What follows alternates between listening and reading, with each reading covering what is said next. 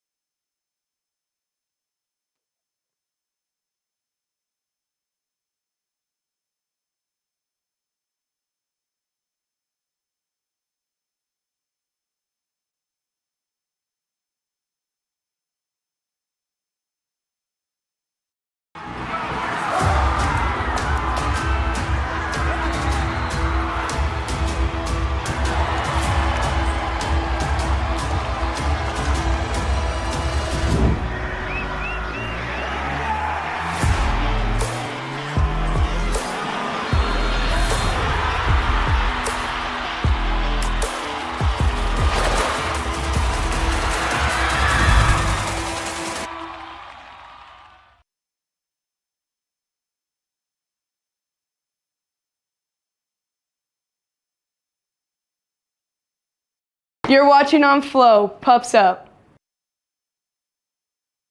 Watching on Flow College. Go Bulldogs. Hard. Play harder. And the go-ahead run comes across. Bulldogs on top. Respect everyone. Play hard, but play fair. Cheer for your team, not against the visiting team. Respect opposing players, coaches, and fans. This is the SCAC.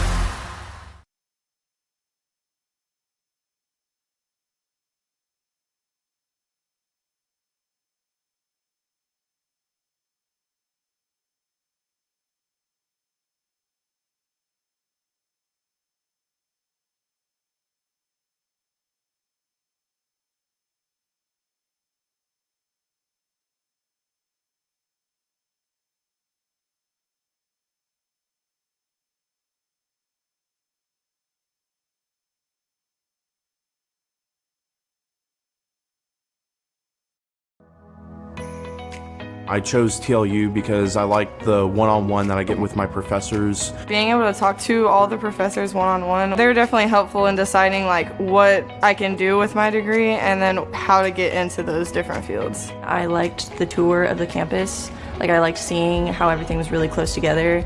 Our classes now from first year and second year are all in the lab, so we have our own space that we can go to for studying.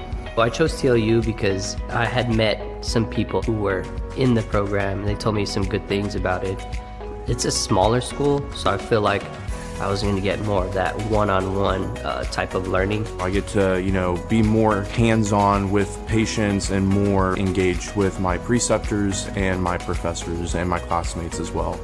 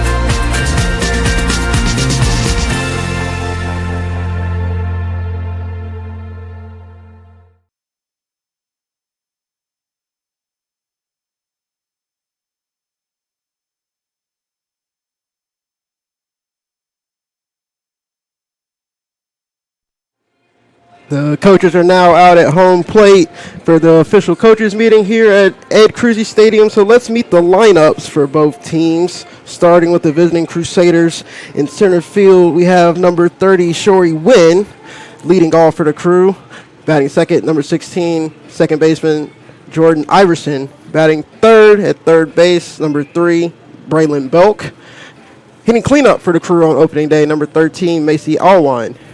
And batting fifth at shortstop, number 4, Addie Todd. Batting sixth at number 18 in left field, Ava Jolly.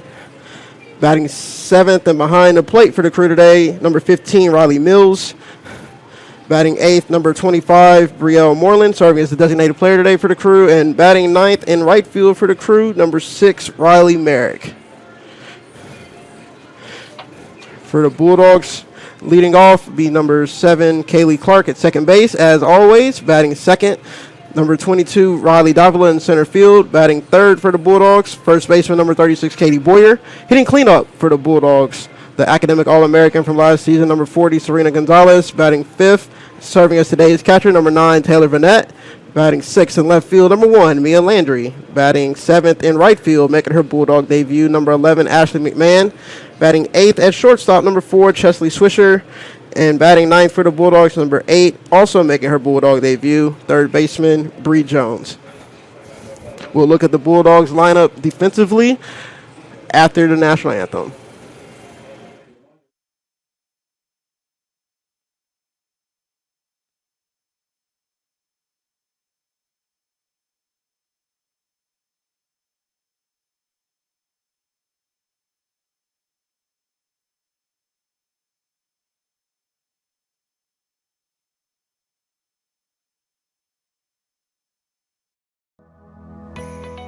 I chose TLU because I like the one-on-one that I get with my professors. Being able to talk to all the professors one-on-one, they're definitely helpful in deciding like what I can do with my degree and then how to get into those different fields. I liked the tour of the campus. Like I liked seeing how everything was really close together. Our classes now from like first year and second year are all in the lab, so we have our own like space that we can go to for studying. Well, I chose TLU because I had met some people who were in the program and they told me some good things about it. It's a smaller school, so I feel like I was going to get more of that one-on-one type of learning. I get to, be more hands-on with patients and more engaged with my preceptors and my professors and my classmates as well.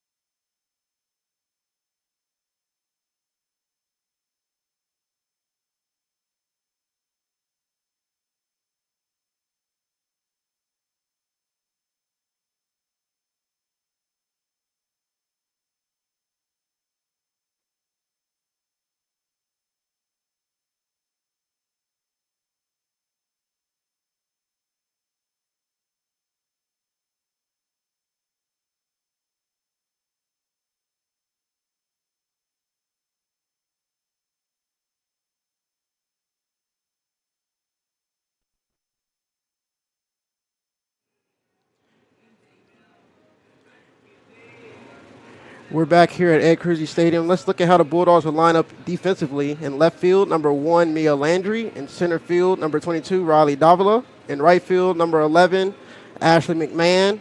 At third base, number 8, Bree Jones. At shortstop, number 4, Chesley Swisher. At second base, number 7, Kaylee Clark. At first base, making her Bulldog debut, number 36, Katie Boyer. Behind the plate, number 9, Taylor Burnett. And in the circle for the Bulldogs, number 34, Caitlin Howard, as we get ready to start a new season here at Ed Cruzy Stadium. And the first pitch of the season is a ball wide and outside from Howard.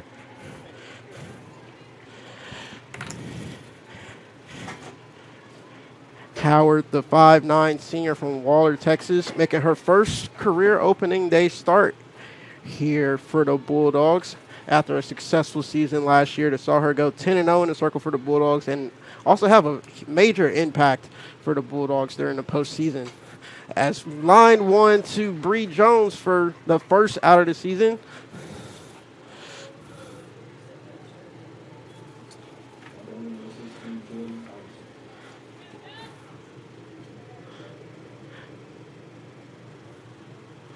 As Jordan Iverson makes her way to the plate. As she lines one to Kaylee Clark, and the Bulldogs defense is living up to its national reputation after finishing as a top 5 defense yet again last year. The 2 easy ones out the gate is Caitlin Howard keeping the ball down, which is something you want to do here on a windy day here at Ed Cruzy Stadium. Batting third for the Crews, Braylon Belk, the third baseman. As Howard finds the inside corner.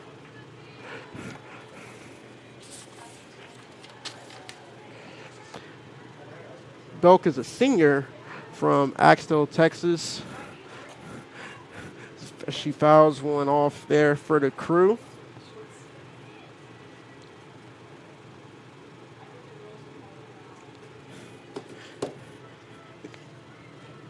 Crew come in today looking to improve from a 24-16 season last year. They were picked to finish third in the American Southwest Conference, as Caitlin Howard has an easy first inning as she strikes out Belk to get an easy 1-2-3 inning and get a nice clean start to the 2026 season.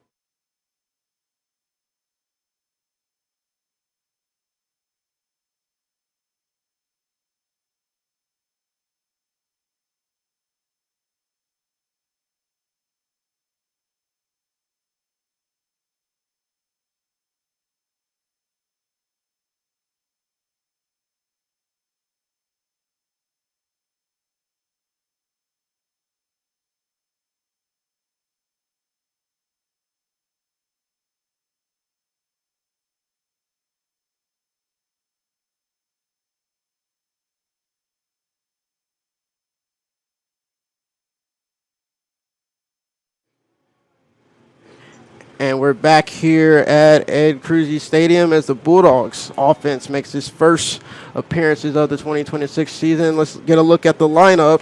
As always for the past 4 seasons, leading off for the Bulldogs, number 7, Kaylee Clark. Batting second will be number 22, Riley Davila. Batting third will be Katie Boyer, first baseman transfer from Galveston College.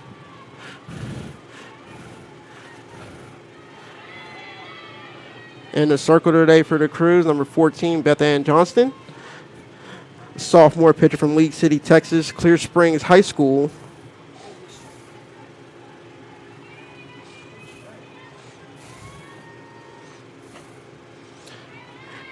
She misses just outside, bring the count 1-1. Clark, once again, another great season last year for the Bulldogs, an all-region honoree.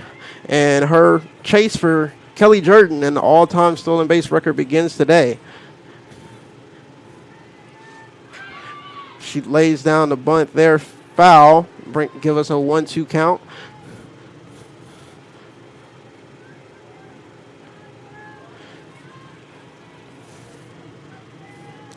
Clark, the national career leader across all 3 NCAA levels in stolen bases, is one of only 2 Bulldogs, including Jordan, to have over 200 career bases, and we might get a chance to see her on the base paths here as she bloops one to center field for her first hit of the season.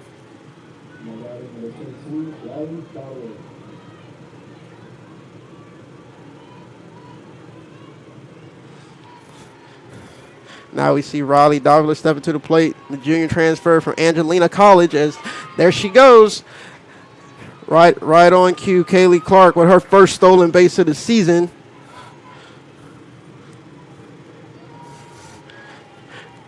Clark now trails Kelly Jordan by just 24 stolen bases for not only the Texas Lutheran all-time stolen base record, but the NCAA Division III all-time record, as Davila sends one down the left field line, creating a first and third situation as Kaylee Clark moves up.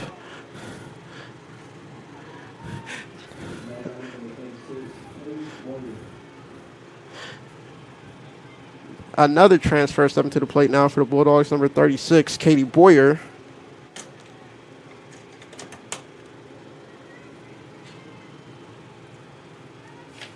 With an opportunity to get an RBI in her first career at bat, she fakes the bunt as Riley Davila lives up to her own personal reputation, taking second base. Davila, the all-time stolen base leader at Angelina College, setting the single season and career stolen base record last year at Angelina, will fit right in here with the Bulldogs, as who are notorious for stealing bases, of course, setting the NCAA Division III record 3 out of the last 4 years in stolen bases in a season.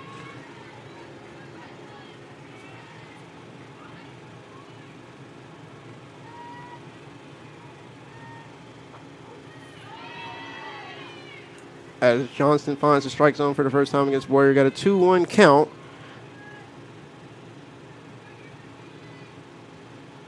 Two on, nobody out for Boyer, the 2025 All-South Conference Player of the Year at Galveston College last year. As the changeup finds the outside corner, 2-2 count. Boyer looking in to the dugout, seeing if she's got any extra motivation here.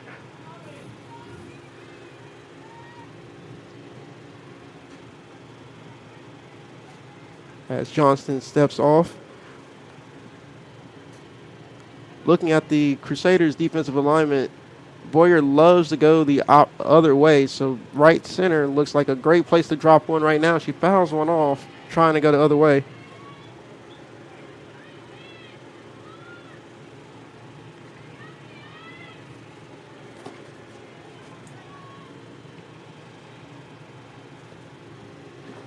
Got a 2-2 count for Boyer in her first career at bat as a Bulldog. Continues to fight in the box, fouling off another.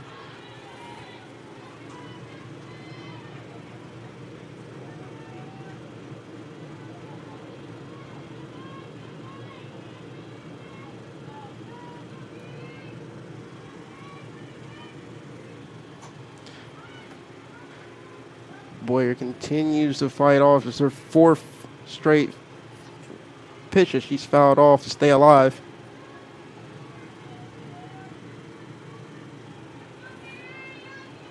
Boyer played 46 games for the Whitecaps last year as their primary catcher, as one of the premier catchers in the region in JUCO softball, hitting .378 with 51 hits last year. She works her way to a full count.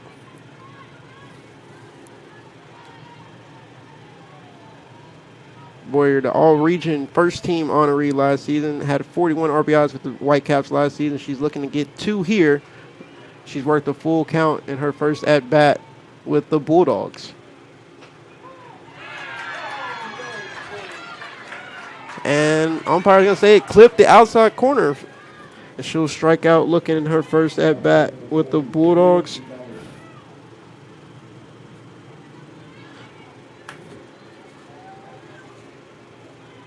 Now we'll bring up a familiar face, number 40, Serena Gonzalez, the 2025 Academic All-American, who set not only the single-season home run record, but the career home run record last year with 14 home runs last season and 25 career home runs entering the 2026 season. She works her way into a hitter's count, with 2 early balls in her first at bat of the 2026 season. Gonzalez is chasing another record now, the career RBI record for the Bulldogs, as she pops one, which could be trouble as the UMHB center fielder slides in for the catch, but the Bulldogs get their first run of the season on a sacrifice fly. But we've got a pickle here between second and third as Davila is caught up, and it's going to be a double play. Coach Wade Wilson not happy in the third base coaching box, but the Bulldogs don't come away empty as they get a run on the sac fly from Serena Gonzalez. Going to lead 1-0 after the first. Going to go to commercial, and we'll be right back.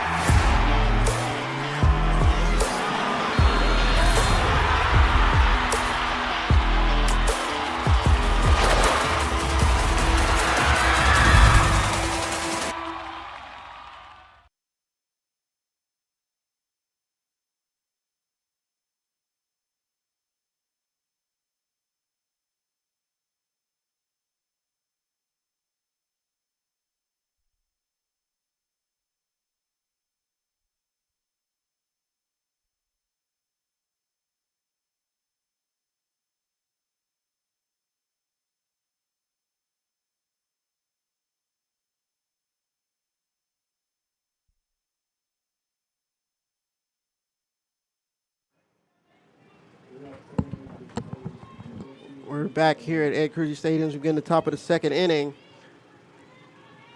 Leading off for the Crew, number 13, Macy Alwan. As Howard misses the zone on the first pitch of the second inning, gives a 1-0 count.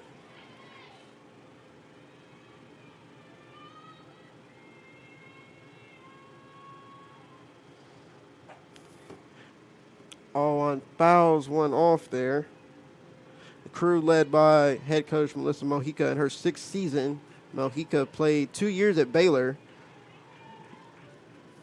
including hitting a game-winning double against North Carolina to give Baylor their first postseason victory in program history. And her assistant also played at Baylor, Ashlyn Walkendorf, graduating in 2025 as Howard works her way back for a 1-2 count against Alwan. Alwan fouls one off to stay alive.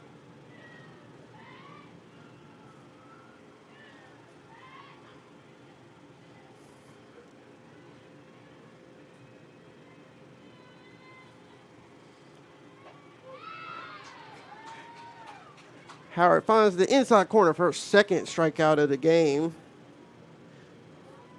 This one looking at the end of the last inning with strikeout swinging the belt. Now batting number 4, Addie Todd, who pops up the first pitch she sees as Mia Landry camps under that one for the second out as Howard continues to work in an efficient manner, getting 5 outs in 12 pitches.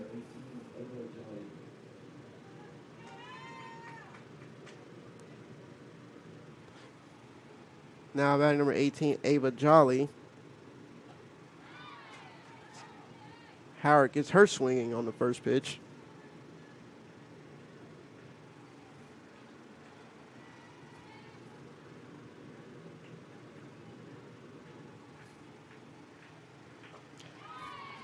And Howard is finding a comfort zone at the top of the zone so far as she's just getting Crew hitter after hitter swinging under the ball. That rise ball is working early for Howard as she works her way to an 0-2 count. And after the call on Boyer in the bottom of the first, thought may have got a strike 3 looking there, but umpire going to call that one a ball. She's still ahead in 1-2 count. She looks to work her way another 1-2-3 inning. Couldn't get Jolly to go there as she finally gets a Crew hitter to lay off one up top on the top shelf. It's an even count, 2-2. She gets yet another crew swinging, her third strikeout of the game. It's another 1-2-3 inning for Caitlin Howard as the Bulldogs lead 1-0 heading in the bottom of the second.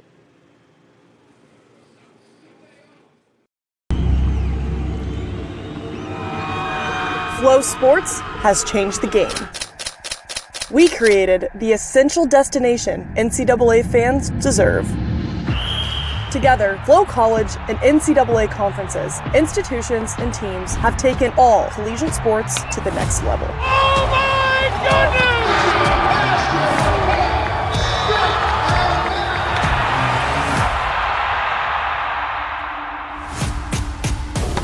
Back to Jones. She lets it fly from deep, and she buries it. Oh, a wraparound. He's got some speed down the sideline. Touchdown, Bulldogs! The new collegiate record belongs to Parker Valby. Looking in front, Stockfish, offload shot, score!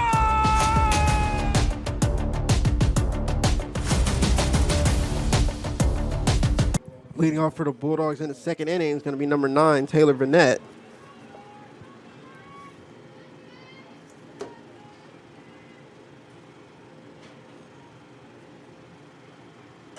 She flies the first pitch she sees into the left center gap, and she's going to get extras here. She gets a double to start off her 2026 season.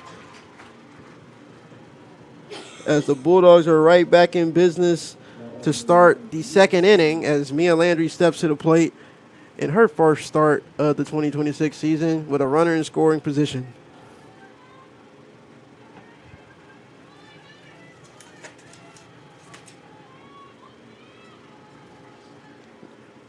Johnston steps off.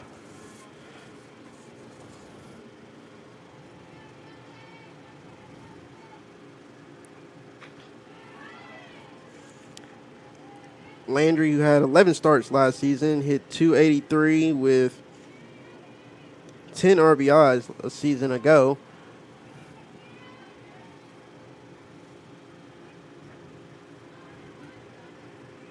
Got a 1-1 count in her first at-bat of the season.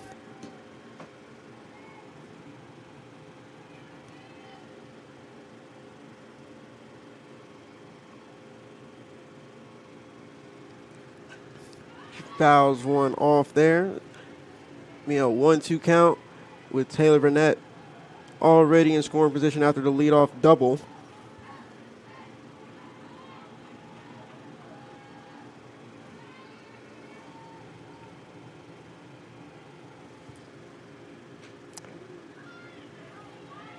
Landry stays alive there, taking one off the hand, fouling one off right in front of home plate.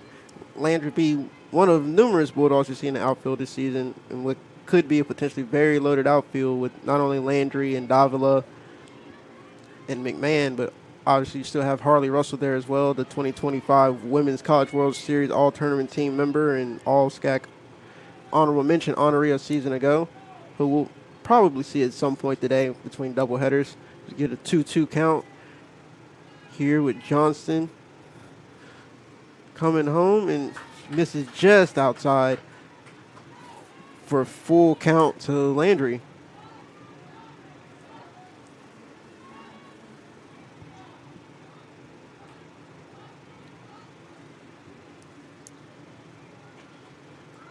Landry pops one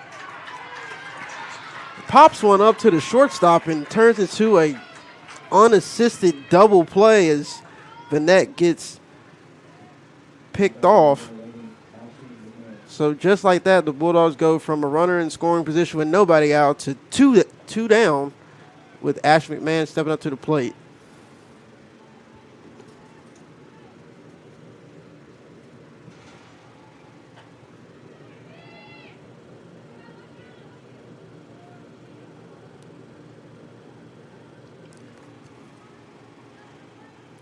McMahon, one of the few Bulldogs not from the state of Texas, the Las Vegas, Nevada native, transfer from Howard College as she gets the bunt down, but it'll roll foul.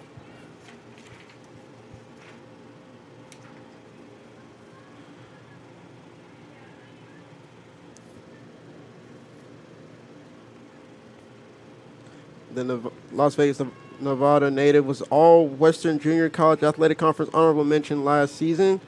While she gets to start in right field, you could also see her at first base. I've definitely seen her kind of get reps there throughout the fall and early parts of spring. But she'll get her first start as a Bulldog in right field as she fouls one off there for go to a 1-2 count.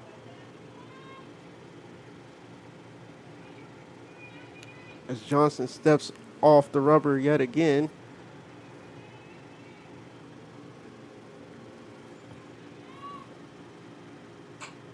She pokes one through the 5-6 hole for her first hit as a Bulldog.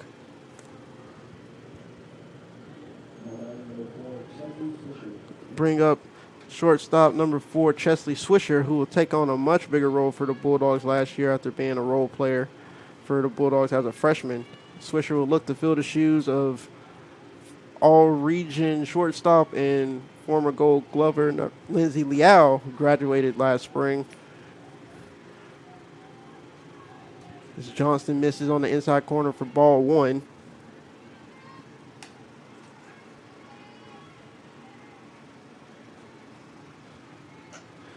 Swisher fouls one off. 1-1 count. Well, she's got big shoes to fill at short. I believe Chesley she's more than capable, man. She's got a great bat. She's done really well in the field so far in the fall, early parts of spring. As McMahon takes off for her first stolen base. As the Bulldogs already up to 3 stolen bases in the early parts of the opening day matchup with the Crew.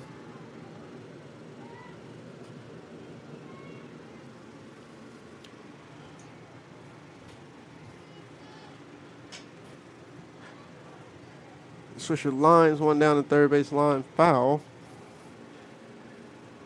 The double play looms a little large here earlier as Burnett started the inning with a double to left center but got doubled off. Very well could have been a run there and or runners second and third with just one out.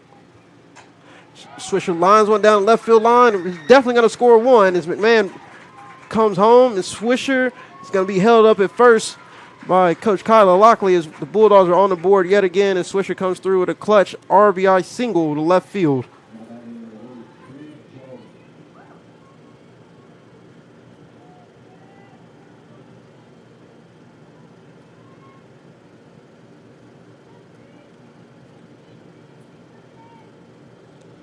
As Bree Jones steps into the plate for her first at bat as a Bulldog, as she'll just drive one up the middle, and shortstop will take it a second in the inning.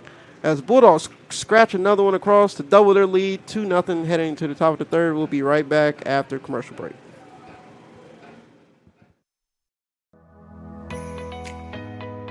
As an MAT student, you are an athletic trainer, and I think that's something really cool that we get to experience. We're pretty hands-on. Anything that our preceptor asks us to do, we're able to do. Going out to practices and traveling to games. We're doing evals, looking at them, helping them with their rehab protocols. For me personally, I do a lot of hands-on where I'm speaking with the patients about how they feel, and so I feel like it's a lot of one-on-one interactions. Knowing that I'm going to go into the clinic every day and I don't know who's going to walk through the door and what their problem's going to be, and that I get to be the one that tells them hey, this is what's wrong, but I can also help you, so here's a solution.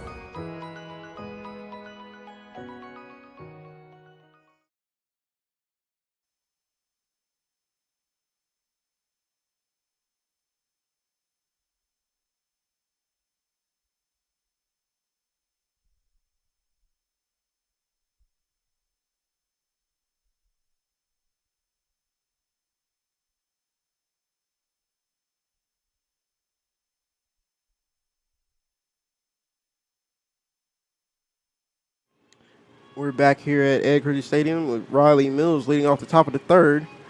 As Caitlin Howard looks to keep working on an efficient opening day start as Howard gets another first pitch swinging and pops one up to third baseman Bree Jones for the first out of the third inning.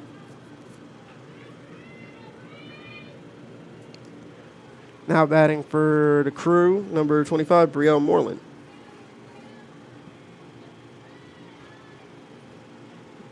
Howard misses there on the first pitch.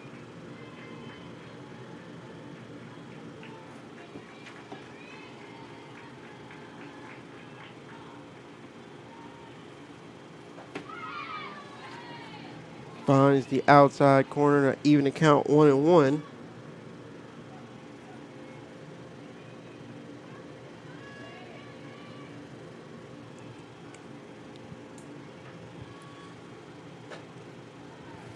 Howard continues to work the inside part of the plate, but couldn't quite clip the strike zone there. So moved to a 2-1 count to Moreland.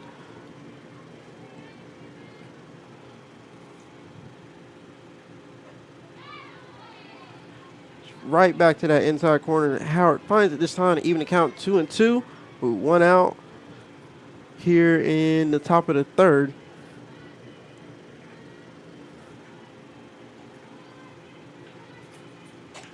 She gets Moreland to roll over one as Jones fires it across the border for the second out of the inning to bring up number 6, Riley Merrick. Howard, who served as the number 3 for the Bulldogs staff last season, matched Chastity Raines and Ashlyn Strother's record for winning percentage last season, going a perfect 10-0 with a 1.36 ERA. Been great in the fall and early parts of spring, according to Coach Wilson. Is looking to roll over that success from last spring and definitely living up to that success so far. With 2 2/3 of relatively easy and efficient work. She just misses there for ball 1, but fires right back with strike 1 to even the count 1-1.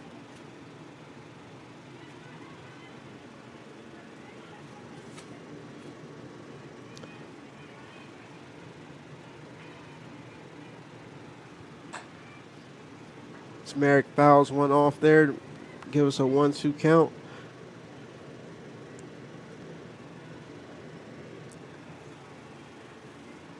Howard so far continuing her hot streak started last postseason, as she didn't allow a single run over the course of the Bulldogs' run to the Women's College World Series last year, including a 4-2 innings shutout, 4-2 innings of shutout relief against ETBU, and a 7 strikeout performance in her first career start in a regional against UMass Boston last spring.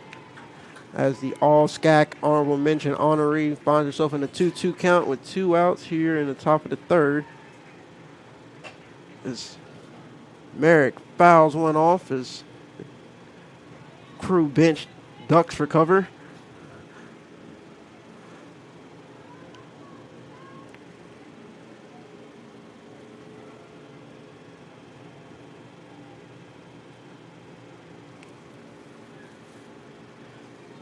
Ball may have got cut up as it entered the crew dugout.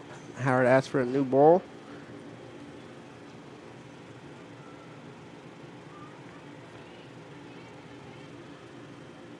New balls, old balls, same ball, it doesn't matter. As Howard strikes out her 4th member of the crew lineup here to end the top of the third as she works 1 through 9 without so much as a base runner, as the Bulldogs head to the bottom of the third, leading 2-0.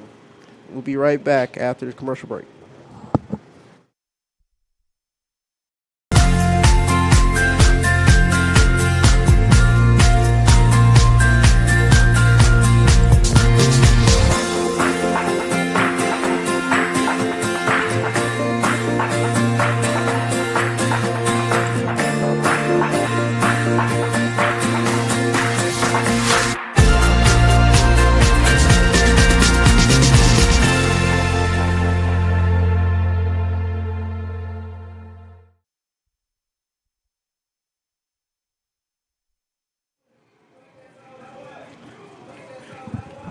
We're back here at Ed Cruzy Stadium for the bottom of the third as Bulldogs lead 2-0 early in their opening day matchup against Mary Hardin Baylor. Leading off for the Bulldogs is number 7, Kaylee Clark.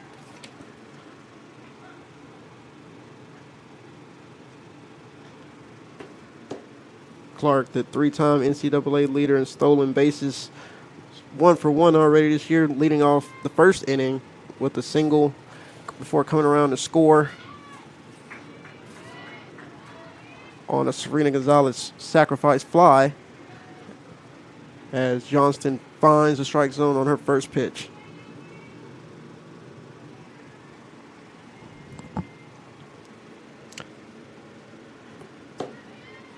Seems like Johnston and Mills have been crossed up a lot there with their signals as Johnston yet again steps off the rubber.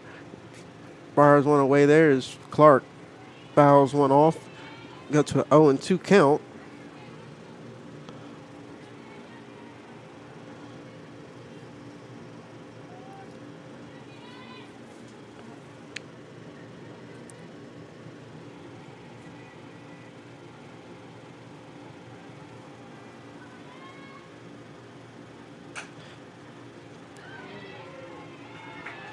Clark bounces one back to the pitcher, and it's going to be easy 1-3 for the Crew defense. Get their first out of the inning.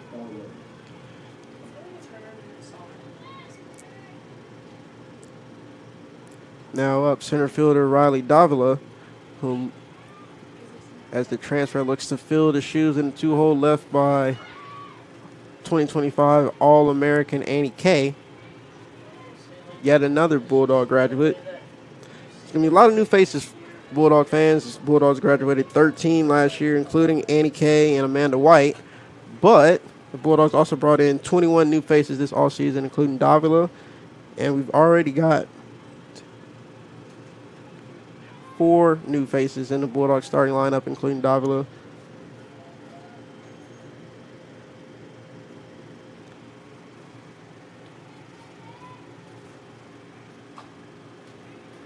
Johnson fires that one, missing yet again.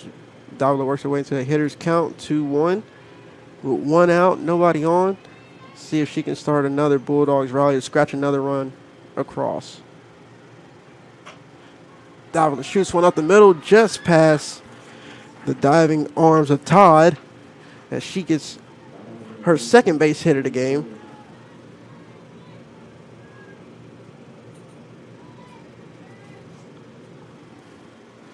Bring up Katie Boyer, yet another one of those new faces I was talking about. Boyer struck out looking her first at bat in the first inning on what was a, let's say, rather questionable strike call on the outside corner, as Johnston misses high on the first pitch to Boyer in her second at bat.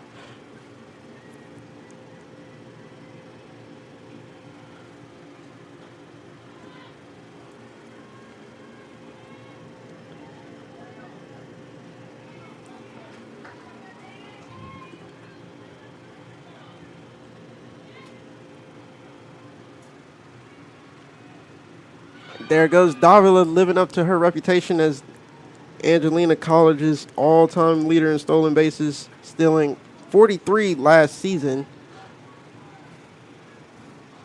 and gets her second of the day so far, putting a runner in scoring position for Boyer.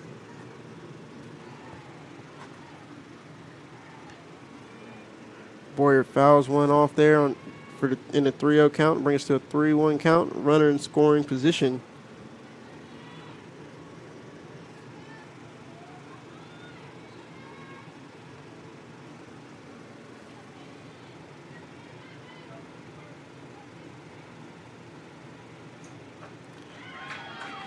Boyer swings over the top of that one. Drop ball eludes her bat, brings us to a full count.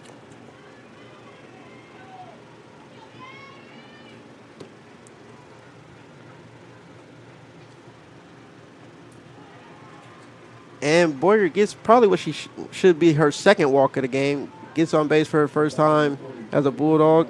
Put 2 on for number 40, Serena Gonzalez. Gonzalez brought in the Bulldogs' first run of the game back in the first inning with sacrifice fly to score Kaylee Clark.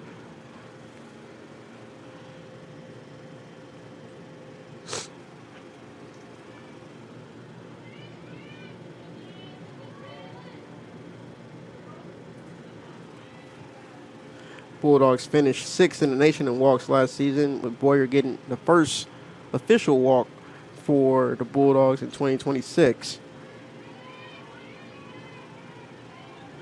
As Johnson misses the strike zone yet again, gives a 2-0 count to Gonzalez.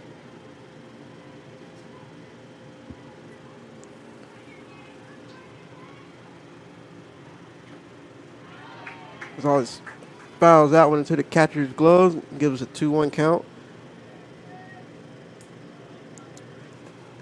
Last year was more of a return to form for Serena Gonzalez after a down sophomore season as she battled injuries, and she pops one up in the infield. Crew second baseman Jordan Iverson camps under that one for the second out.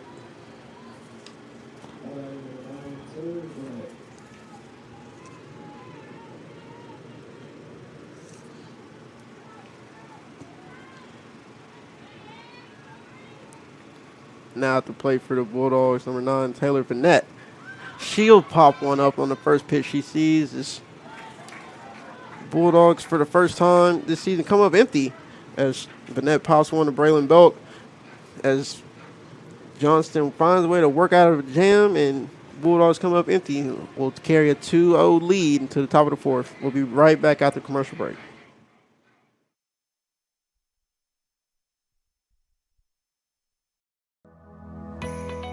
I chose TLU because I like the one-on-one that I get with my professors. Being able to talk to all the professors one-on-one, they're definitely helpful in deciding like what I can do with my degree and then how to get into those different fields. I liked the tour of the campus. Like I liked seeing how everything was really close together. Our classes now from like first year and second year are all in the lab, so we have our own like space that we can go to for studying. Well, I chose TLU because I had met some people who were in the program and they told me some good things about it. It's a smaller school, so I feel like I was going to get more of that one-on-one type of learning. I get to, be more hands-on with patients and more engaged with my preceptors and my professors and my classmates as well.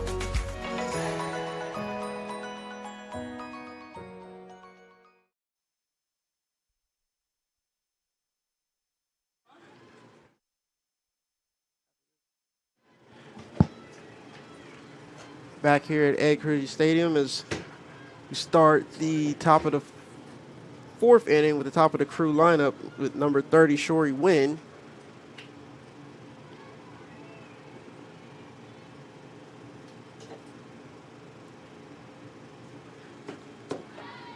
As Wynn swings through that one for strike two. Wynn, a third-team All-ASC honoree last year, was named to the ASC preseason players to watch list last week as one of the primary returners for the Crew as she fouls one off to stay alive here against Howard.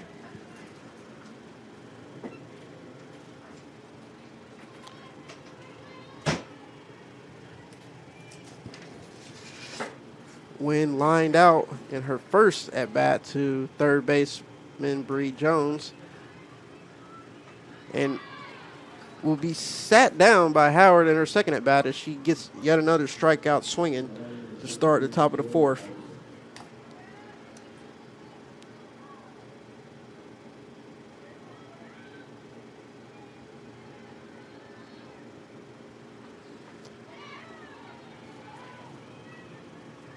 Howard finds the inside corner against number 16, second baseman Jordan Iverson.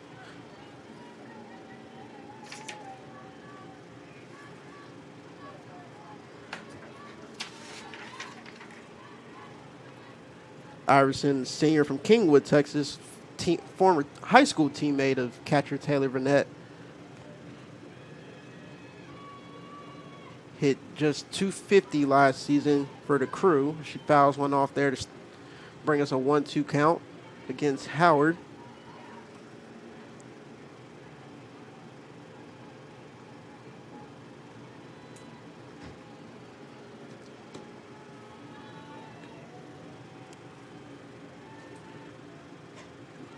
Iverson fouls another one off there to stay alive.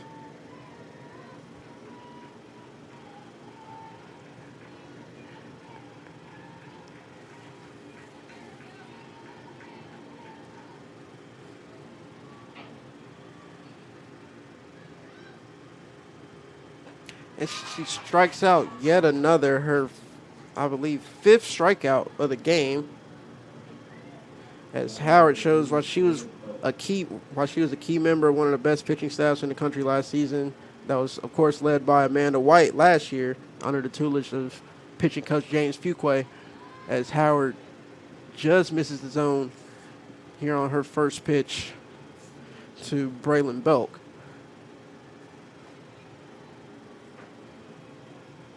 Bulldog staff finished third in the country in ERA at 1.21 and also third in shutouts with 19 last season as Belk fouls one off for strike one.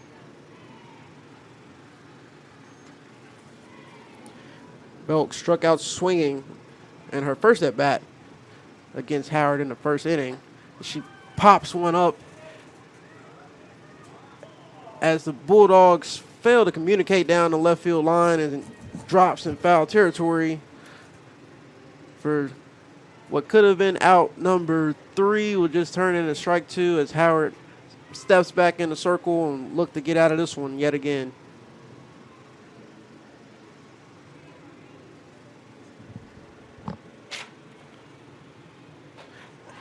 Nothing hurt with that one as Howard gets her 7th strikeout of the day here to end the top of the 4th as the Bulldogs carry a 2-0 lead into the bottom of the 4th. We'll be right back after these messages.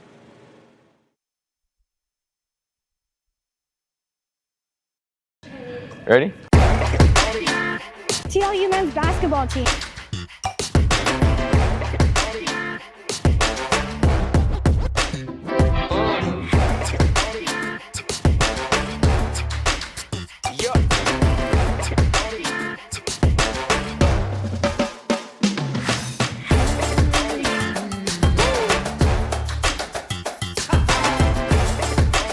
And you're watching Old Dog with New Tricks.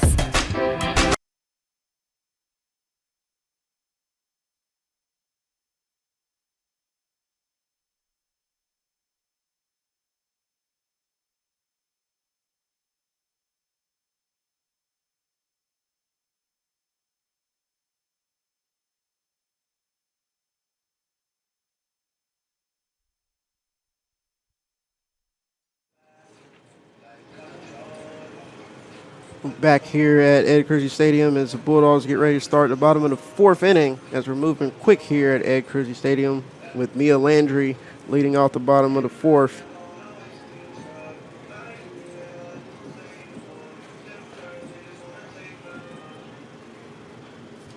So far for the crew, number 14, Beth Ann Johnson's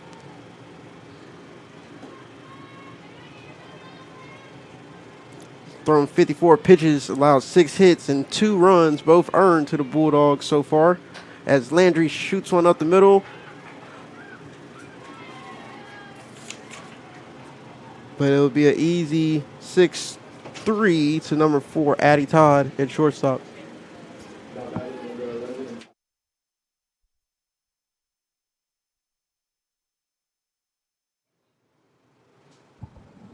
Now batting number 11, Ashley McMahon.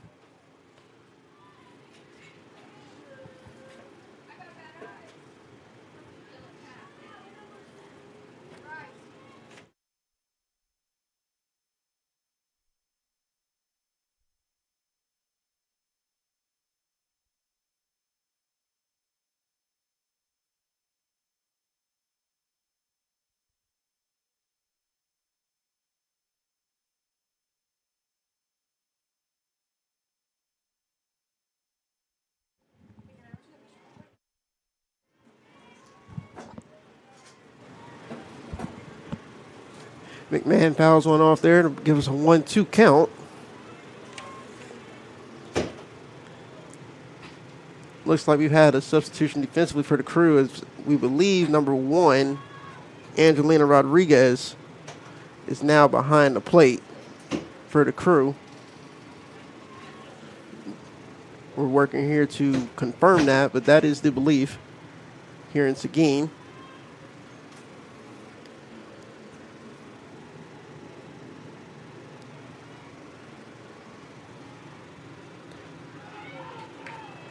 McMahon just gets a piece of that one to stay alive and foul that one off, keeping it a 1-2 count.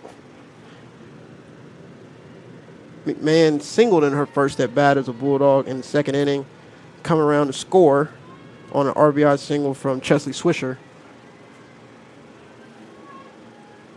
As despite the new catcher, seems like there's more confusion there from the Crew battery as Johnson steps off yet again as McMahon fouls that pitch off.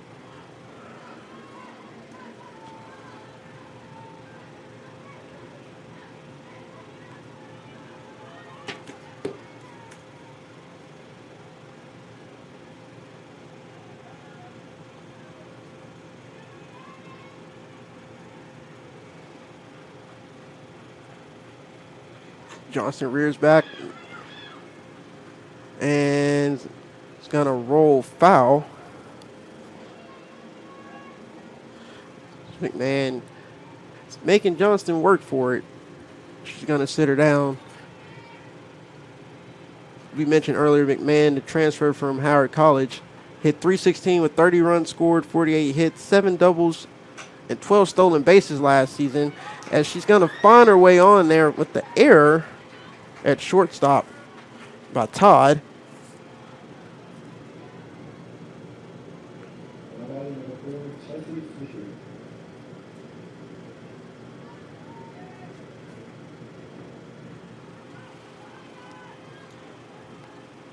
So that error will bring up Chesley Swisher with one down,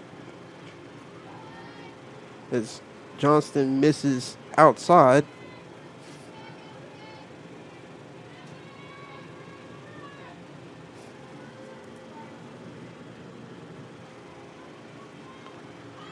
Swisher shows bunt, but McMahon takes off and gets her second stolen base of the game. Setting up a similar scenario to the second inning that saw Swisher drive in McMahon from second, following a stolen base.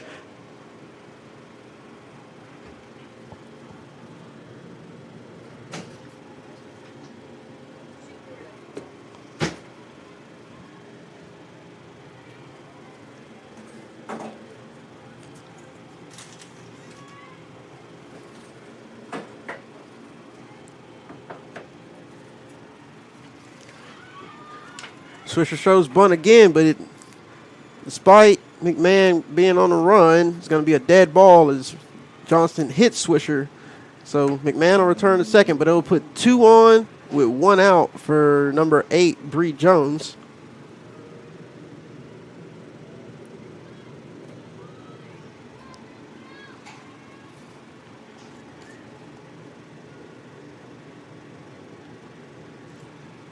Jones fouls that one off. Yet another new face in the Bulldogs lineup. The transfer from Schreiner, San Antonio native and Brennan High alum. While she's new to the Bulldogs lineup, she's not exactly new to some of her teammates, having played travel ball for TLU assistant coach Ed Zarzabal, but she fouls one off there. It's an 0-2 count.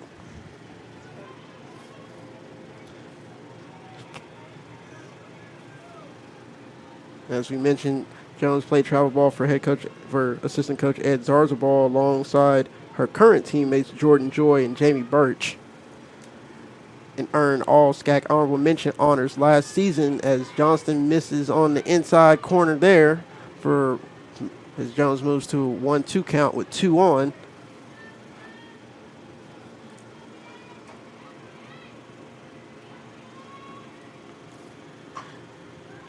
Jones flares one to right. Both runners find their way back as Johnston tries to work her way out of yet another jam with 2 on. Bulldogs send up second baseman Kaylee Clark.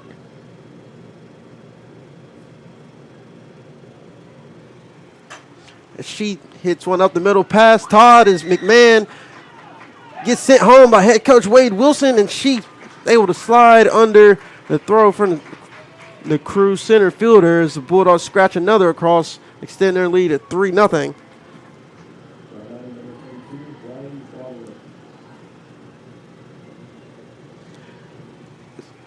Clark nets her second hit of the game and her first RBI of the season.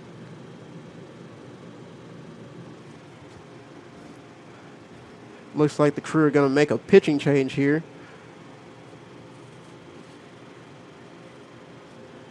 As Ella Gamblin, junior from Salina, Texas, makes her way to the circle.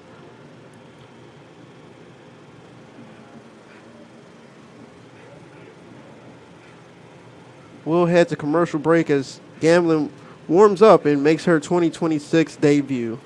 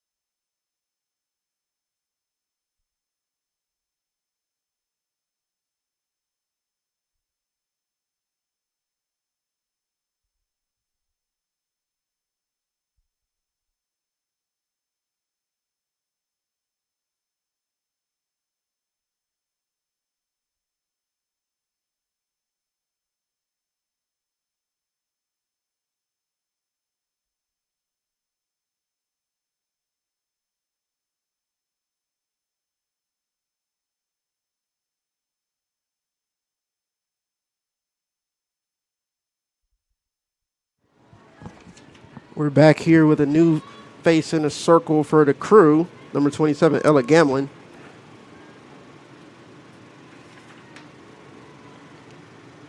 As the Bulldogs send not one but two runners in motion with Swisher and Clark both picking up stolen bases on the double steal.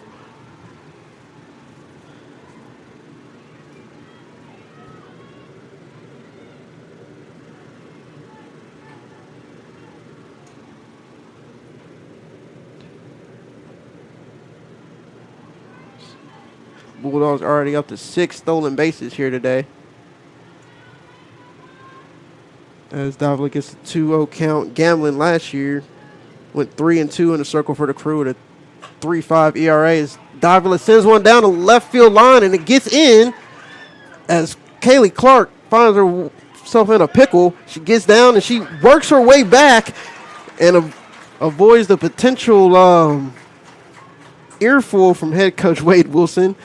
As Chesley Swisher finds her way to score as the Bulldogs add to their lead yet again as they lead 4-0 following the RBI from Davila.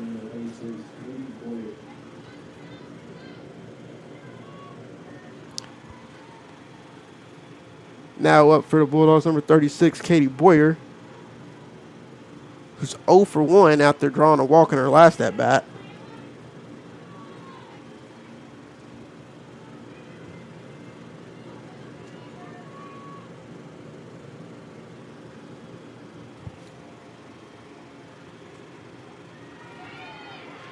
Gamblin finds the strike zone there. As we were mentioning before Davila's hit there, Gamblin went 3-2 in 11 appearances last season, only 2 starts, finishing the season with a 3.5 ERA and 34 innings pitched.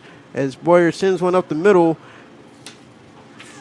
as Jordan Iverson sends it over to Macy Allwine as the Crew get out of the inning, but not before giving up 2 runs as the Bulldogs double their lead here in the bottom of the 4th, 4-0, and we'll be right back after this commercial break.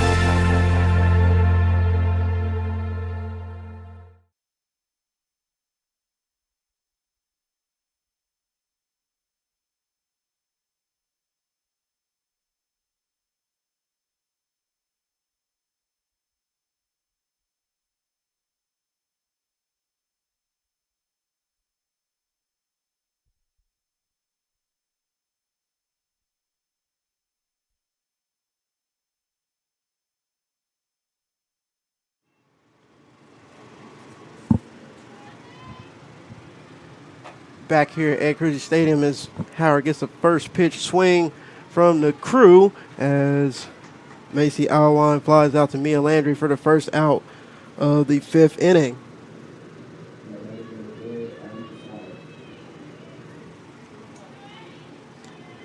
Now batting for the crew, number 4, Addie Todd, who flew out to left field in her first at-bat in the 2nd inning.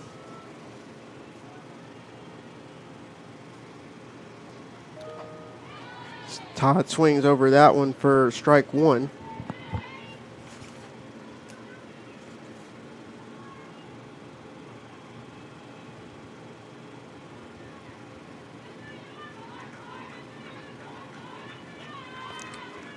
Howard just misses there, even the count 1-1.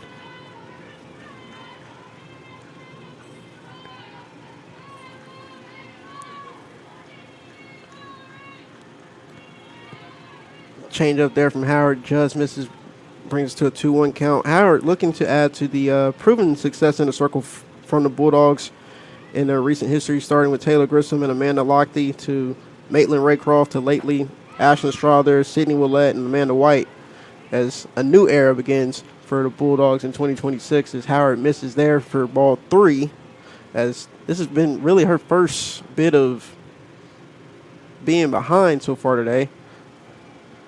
As Todd fouls one up, and let's see if the Bulldogs can get one this time as Mia Landry brings this one in as Howard avoids putting one on and gets 2 outs here to bring up number 18, Ava Jolly, who was also named to the ASC American Southwest Conference preseason player to watch list. Played in 27 games last year as a freshman, as she pops up the first pitch to center field to Ravi Davila. And we get yet another 3 up, 3 down from Caitlin Howard in the circle as the Bulldogs head into the bottom of the 5th with a 4-0 lead. We'll be right back after these messages. Monica Sidichit here, and you're watching Old Dog with New Tricks. And this week, we are with the TLU volleyball girls.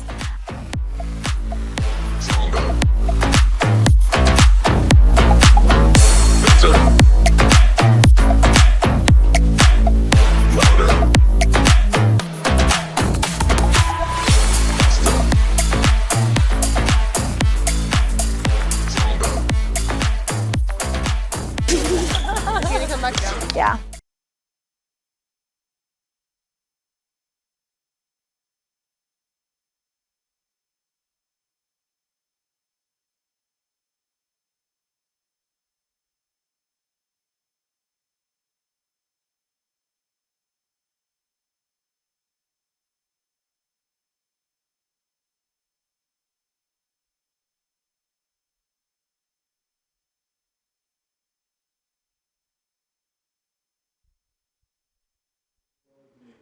We're back here at Ed Cruzy Stadium as Serena Gonzalez will lead off the bottom of the 5th for the Bulldogs.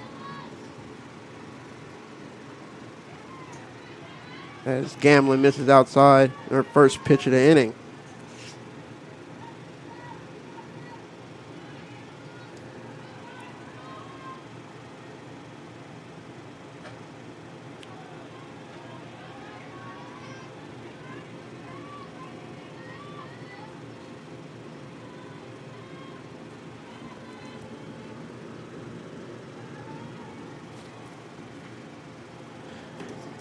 Gonzalez, who's 0 for 1 so far today, including sacrifice fly in the first inning that scored the Bulldogs' first run of the 2026 season.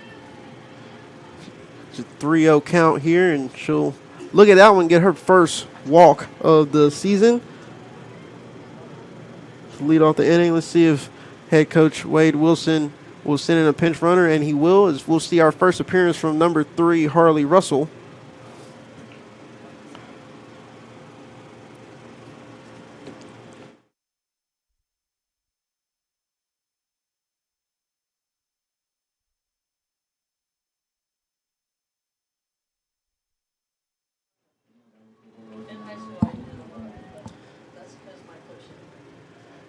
Now on the base pass, number 3, Harley Russell, has her surrogate sister, number 9, Taylor Vanette, steps to the plate. These two tend to feed off one another, so if Russell is able to find a way to steal a bag here, don't be surprised if the Bulldogs are able to score a run.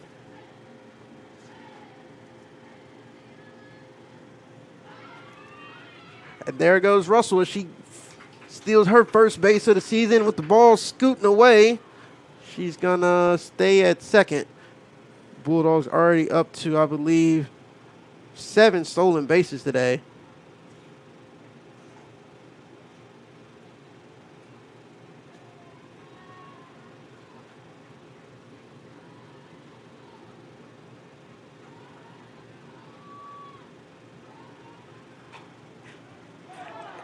Vanette lines out to the first baseman, and first baseman throws it in the left field, but Russell finds her way back and will avoid being doubled off.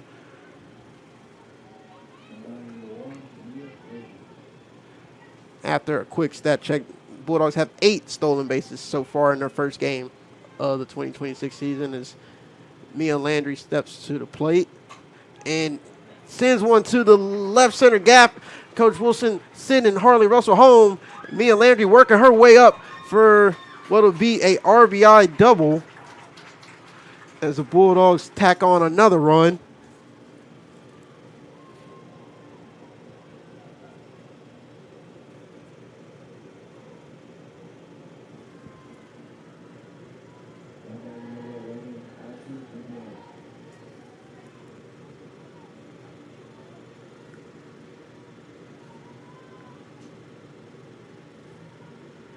Stepping up to the plate now is number 11, Ashley McMahon.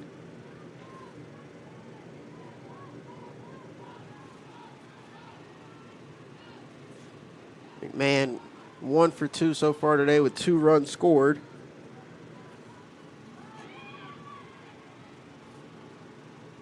Man tries to drop the bunt down and roll foul.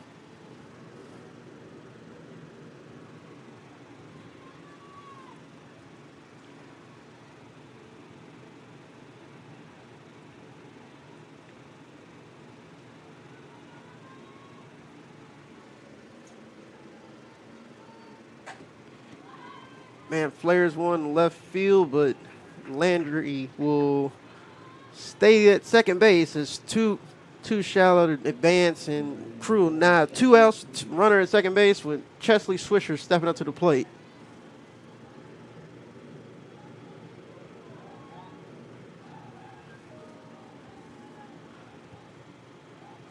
Swisher skies one out of play into the crew bullpen. Swisher, who is 1 for 1 so far with an RBI single in the second inning and coming around to score in the 4th inning after getting hit by a pitch. Looks to add on to the Bulldogs' lead here in the bottom of the 5th.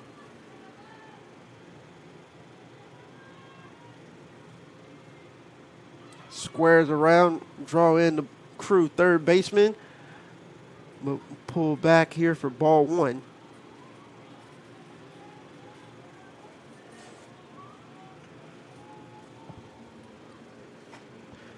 Swisher fouls another one off, give us a 1-2 count.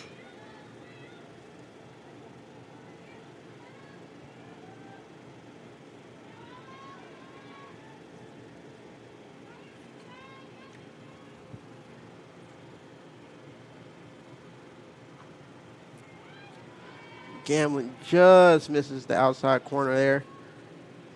As we're square here, 2-2.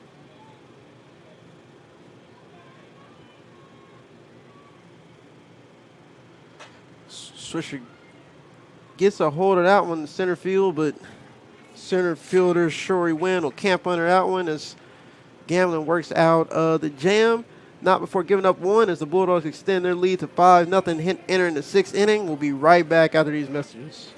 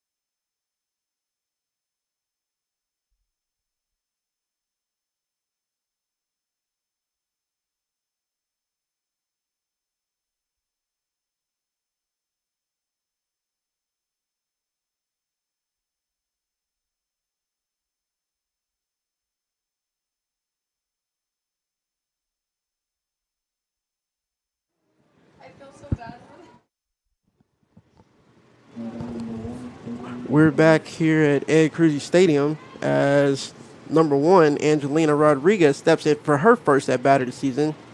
Rodriguez took the place of number 15, Riley Mills, a couple innings ago defensively, as Howard finds a strike zone on her first pitch of the 6th inning. Rodriguez sends a shot to left field, but Landry is right there as Rodriguez flies out to left field for her first at-bat of the 2026 season.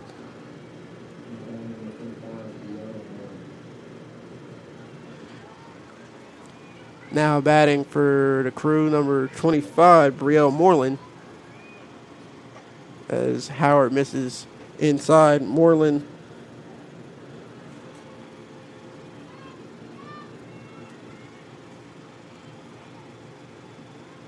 oh for 2 so far. Pardon me, 0 for 1 with a ground out to third base in her first at bat in the 3rd inning.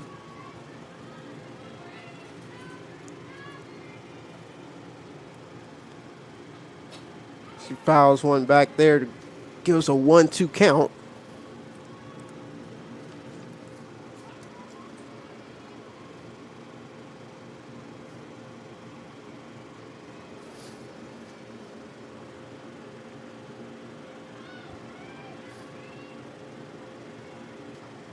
As she gets Moreland down swinging for her 8th strikeout.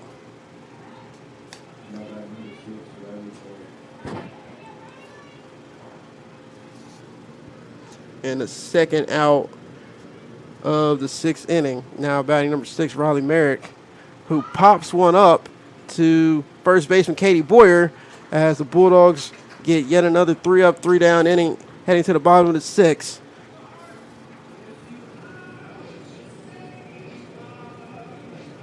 We'll be right back after these messages. You're watching on Flow. Pups up.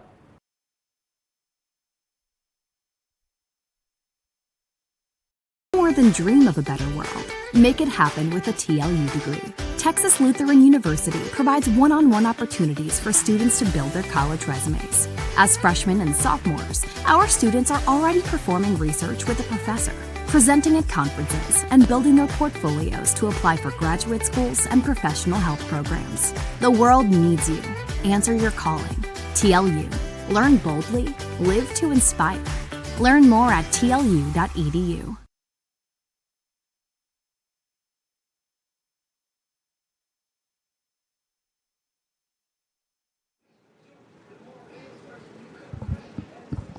We're back here at Ed Cruzy Stadium as we're going to begin the bottom of the 6th inning with a pinch hitter, number 37, Natalie Pacheco.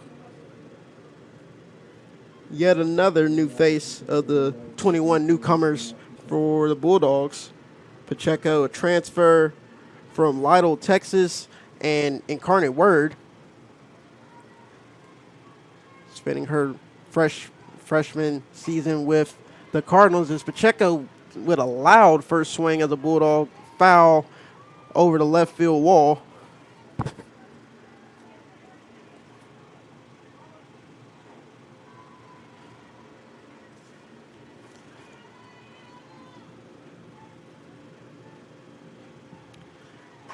Pacheco sends one the other way. Crew right fielder just in front of the warning track for a loud out number 1.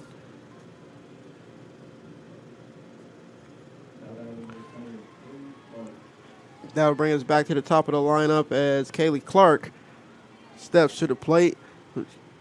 She's been 2 for 3 so far with an RBI and 2 stolen bases, as she pops one to the Crew's second baseman. A can of corn for the Crew is a quick 2 up, 2 down as Riley Davila steps to the plate.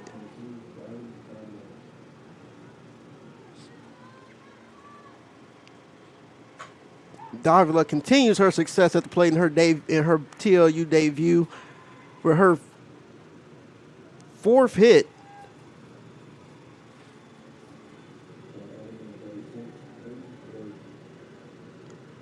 Davila 4 for 4 in her TLU debut.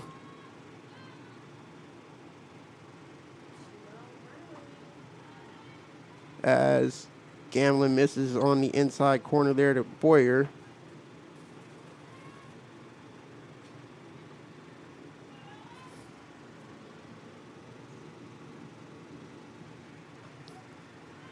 Gamlin finds the strike zone there as Boyer looks to get her first hit as a Bulldog in her own debut, as she's currently 0 for 2 with a walk.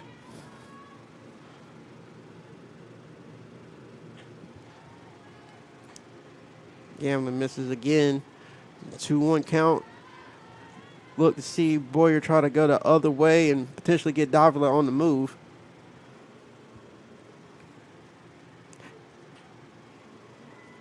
And Boyer finds her way on base again, this time hit by pitch, technically her second walk of the game. And now stepping to the plate for her first at-bat of the season, number 3, Harley Russell, who Coach Wilson has left in the game from pinch running for Serena Gonzalez.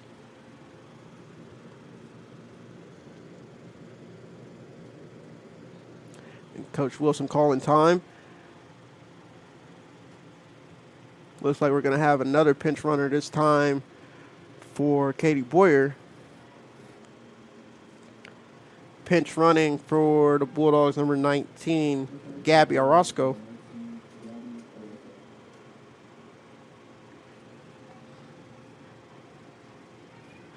Coach Wilson is trying to make sure every new face for the Bulldog makes their debut here on opening day, as Russell fouls one back.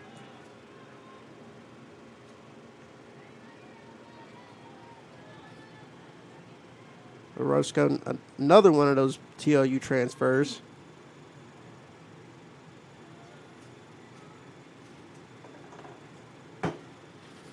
Junior from San Antonio, Texas, previously played at Angelina College and Vernon College, as Russell sends one to center field, and Davila finds her way around from second base as Harley Russell gets her first RBI of the 2020 season and her first at bat of the year.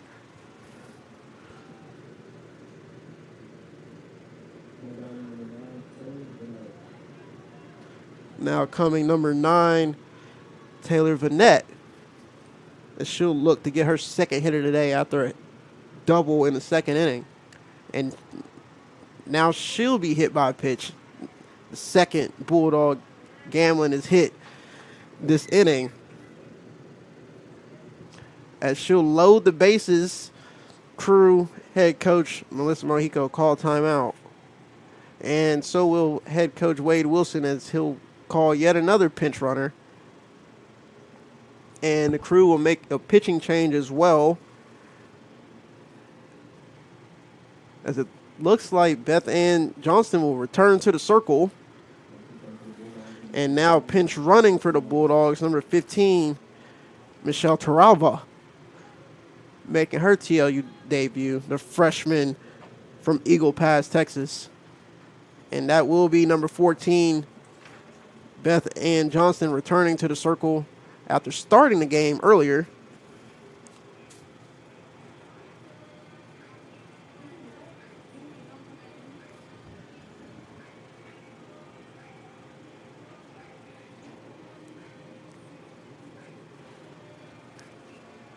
Johnston pitched 3 2/3 innings earlier, allowing 4 runs on 7 hits with 1 strikeout. Now she'll re-enter here for the Crew. Looking at the current setup for the Bulldogs, you got a lot of new faces out there, as we mentioned earlier. You got Gabby Orozco, San Antonio native, Holmes High School alum at third base, making her TLU debut as a pinch runner, transferring from most recently Vernon College, where she played for the Lady Chaps 52 games last season. Now at the plate for the Bulldogs, number 1, Mia Landry, as Johnson misses the strike zone and her first pitch back in the circle for the Crew. Bases loaded, 2 outs in the bottom of the 6th, as Johnson certainly re-enters the circle in one heck of a jam. Landry fouls one off and out of play, possibly into the Bulldogs bullpen. Even the count, 1-1.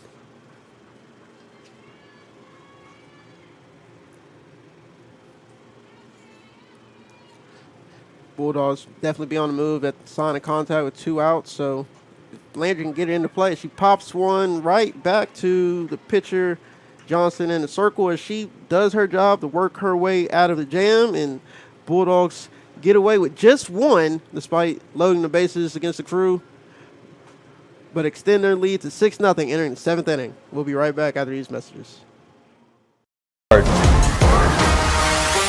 Play harder. And the go-ahead run comes across. Bulldogs on top. Respect everyone.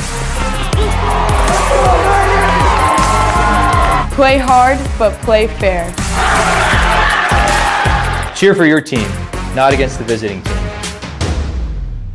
Respect opposing players, coaches, and fans. This is the SCAC.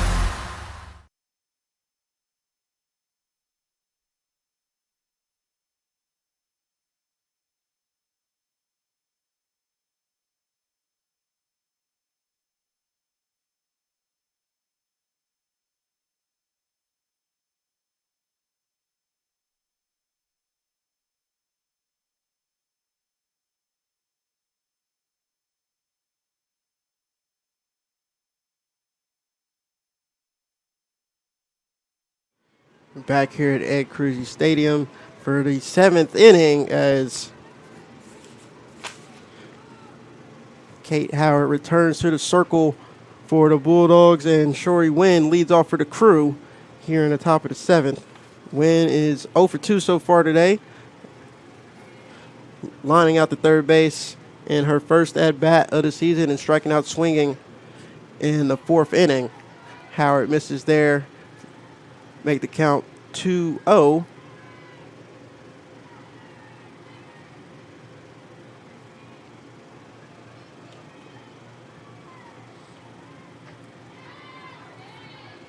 Howard finds the zone there. Battle back, make it a 2-1 count.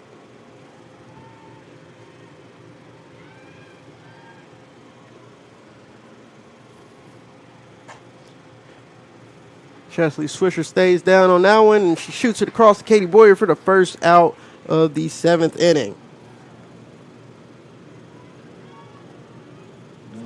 Now stepping to the plate for the Crew, number 16, Jordan Iverson, the second baseman, who's also 0 for 2 so far today, with a ground out to second base and a strikeout in her last at-bat in the 4th inning, as she sends one over to Swisher, keeping her busy for the second out of the 7th inning. Back-to-back ground outs to the shortstop here to start the 7th inning as Melissa Mahika calls time.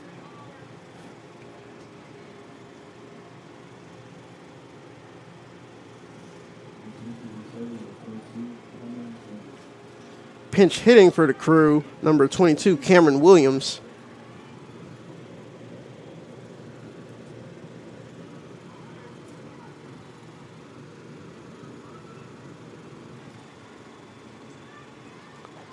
As Howard sends one right down the middle to introduce Williams to the 2026 season, as head coach Melissa Mahika puts the freshman in a tough spot here. Her first at bat coming in the 7th inning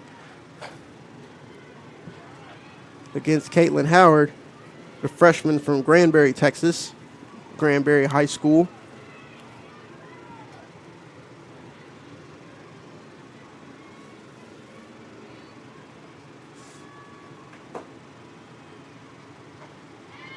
Howard clips the strike zone there for strike 2. 1 ball, 2 strikes with 2 out here in the 7th inning.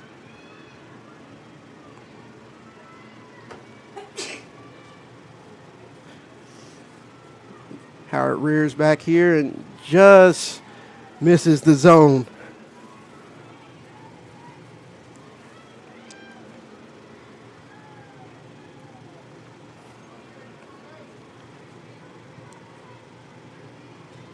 Howard's ready to go here. She just misses the zone there. Got a full count to the freshman, Williams.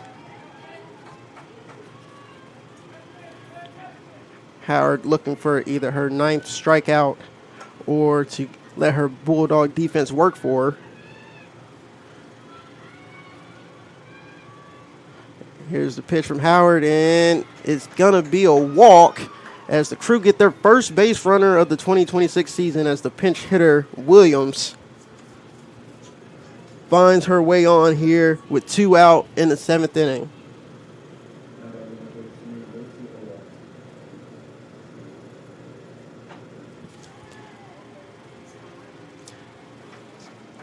Howard looks to finish this one off. Coach Melissa Mojica calls timeout yet again. Partially, I think, to get Howard out of her rhythm, as Howard has been rather efficient here. Only 67 pitches here with 1 out remaining. Pinch running for the Crew, number 9, Sabrina Morgan, a junior from Killeen, Texas. Transfer from Hannibal LaGrange.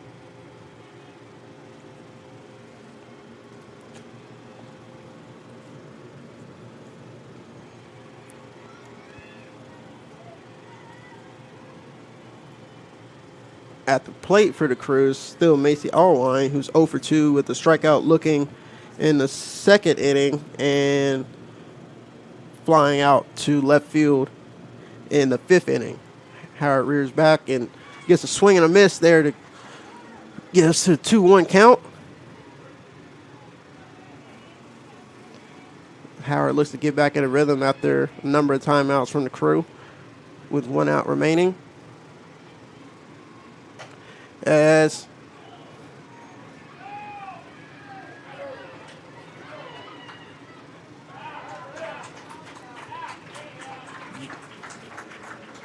and looks like that's your ball game, as Allwine hits one to Jones, and while she may have been safe at first, Bulldogs throw behind Sabrina Morgan to get the 3rd out of the game, and that's your ball game.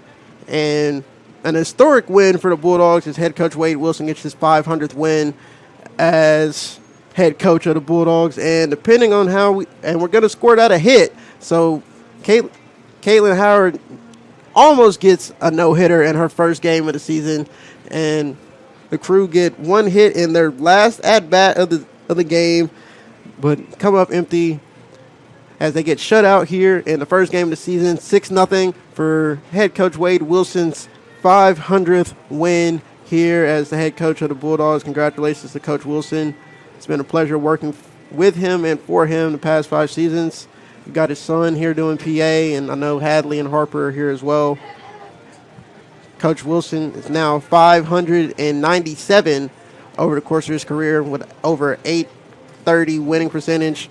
I believe 2nd all-time in college softball history. So obviously one of the better coaches in NCAA softball history here at Texas Lutheran here in Seguin, as the Bulldogs start the season 1-0 with a 6-0 shutout victory in their first game of the season. We'll be back here shortly.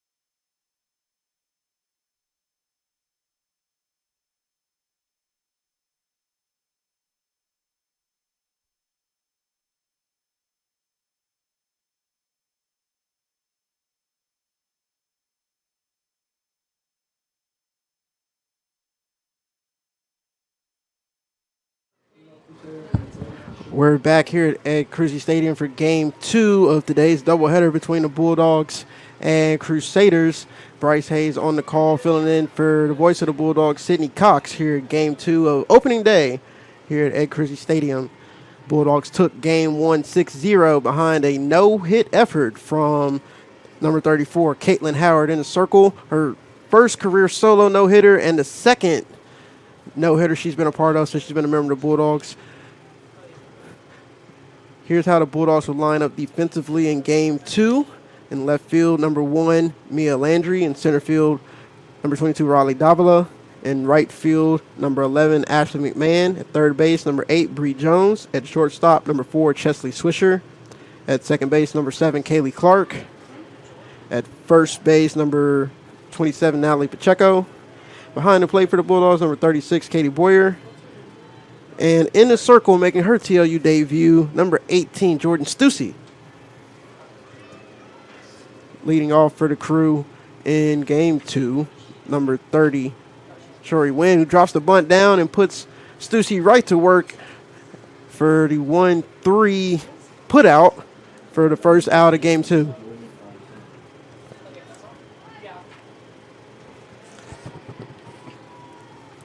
Batting second for the Crew, number 16, Jordan Iverson.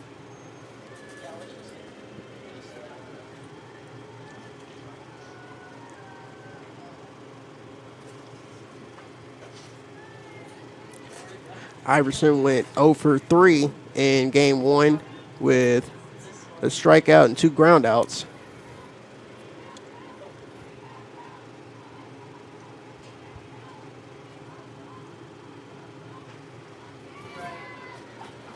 Stussy finds the zone there to even the count 1-1. Stussy making her first start with the Bulldogs after transferring from Southern Illinois following her freshman season. Stussy helped the Salukis to Missouri Valley Conference Championship appearance last season. She made her collegiate debut last year against Auburn. Stussy, a military kid, bounced all around as a kid, but is a Davenport High School alum right here in Texas, where she's the all-time strikeout leader with 500 in her career, as the Crew pop one up to Mia Landry in left field for the second out of the first inning.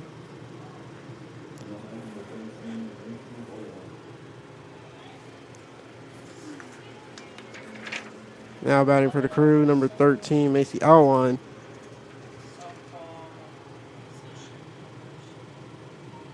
Alwan was 0 for 2 in Game 1, and she drives one to second base. Kaylee Clark makes easy work of that one as the Bulldogs registered yet another 1-2-3 inning as Stussy gets 3 up, 3 down in her first appearance with the Bulldogs as we head to the bottom of the first after this.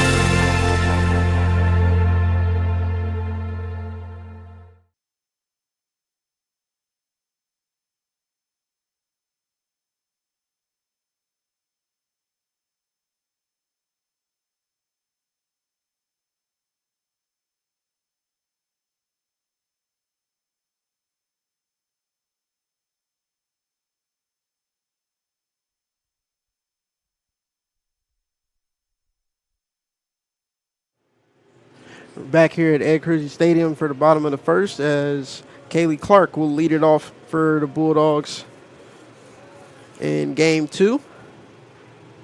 Clark was 2 for 4 in the first game with an RBI single and 2 stolen bases.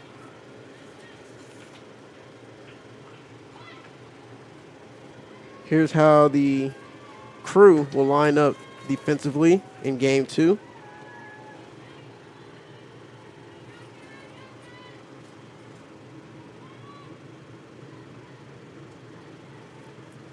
got Ava Jolly, number 18, in left field and center field for the Crew, number 30, Shori Wynn. In right field, number 6, Riley Merrick. At third base, you'll have number 3, Braylon Belk. Shortstop, number 4, Addie Todd.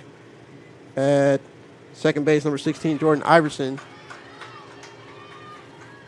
At first base, number 13, Macy Allwine. Behind the plate for the Crew, number 1, Angelina Rodriguez. And in the circle for the Crew in game 2, number 44, Kat Neal.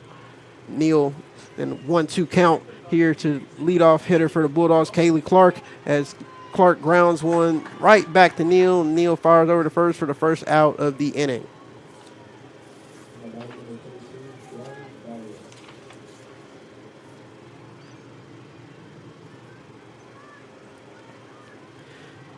Davila with an impressive debut for the Bulldogs in game 1, going 4 for 4 at the plate with multiple stolen bases. And she grounds one to shortstop Addie Todd, and Todd fires one over for out number 2. Now stepping to the plate for the Bulldogs, number 36, Katie Boyer. Boyer's yet to get her first hit as a Bulldog, getting on base twice with a walk in the 3rd inning and a hit by pitch in the 6th inning of game 1 earlier today.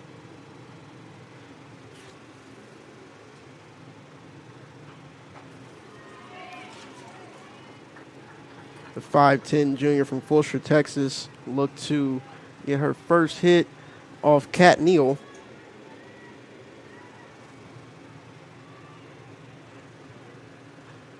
As Neal misses low and outside, even to count 1-1.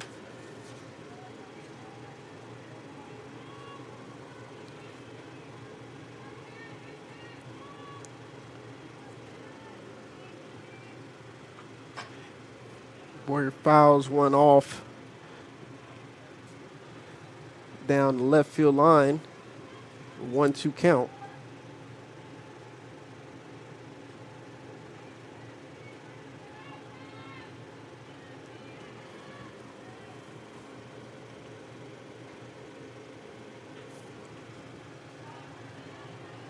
Neal misses strike zone there, even us up 2-2.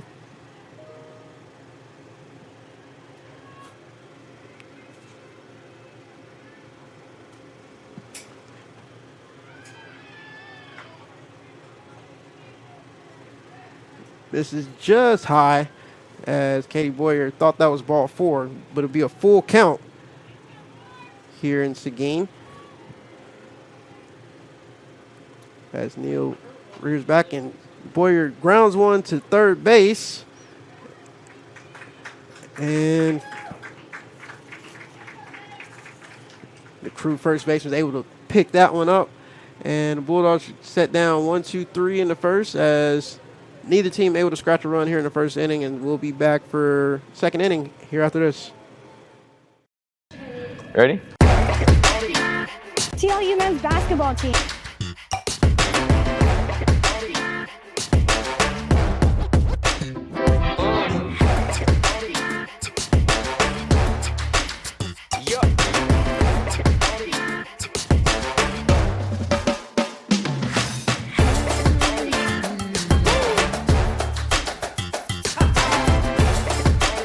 And you're watching Old Dog with New Tricks.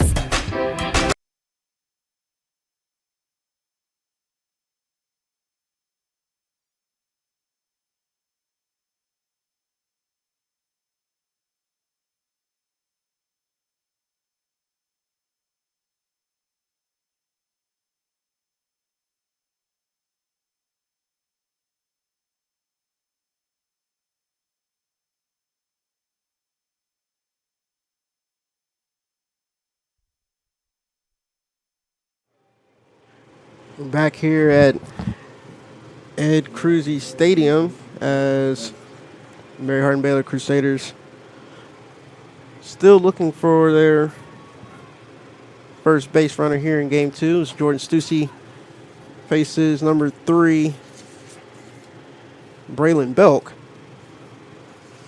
Belk fouls one off for strike 1. here in her 4th at bat of the day. Belk would be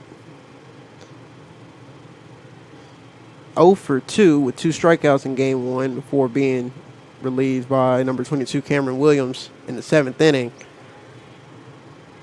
She fouls that one off and go to 0 and 2.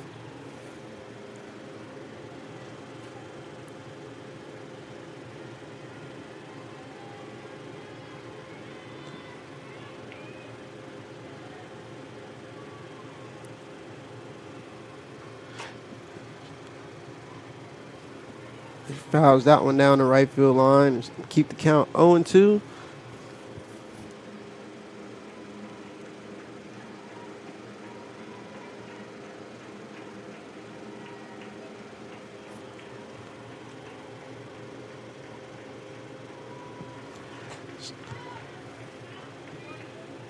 Belk staying alive, fouling off her 3rd pitch in a row.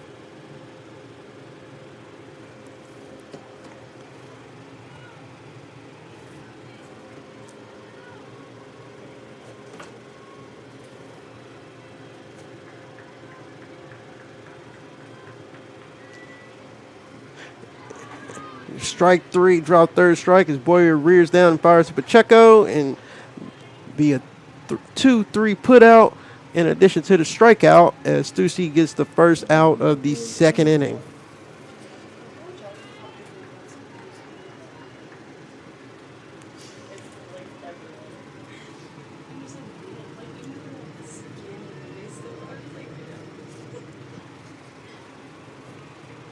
Now up for the crew, number 4, Addie Todd. She fouls one off.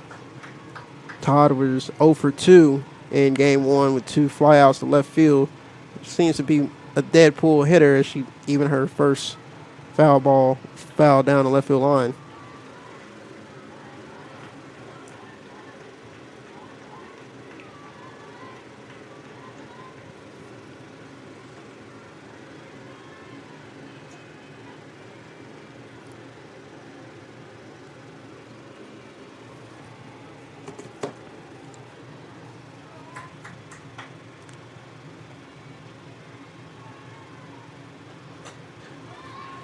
Pops one out of play.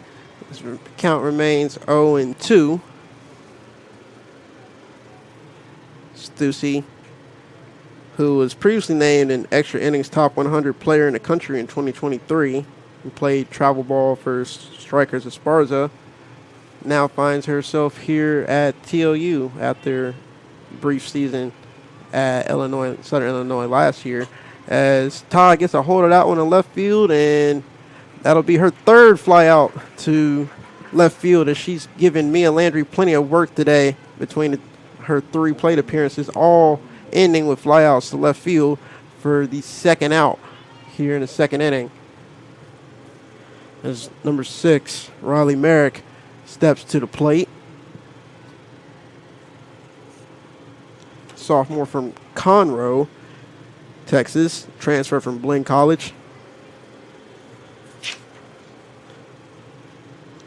Assumingly, former teammates with another new Bulldog in Grace Bracken last season.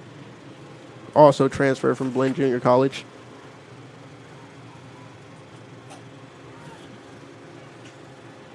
As Merrick fouls that one off 0 and 2.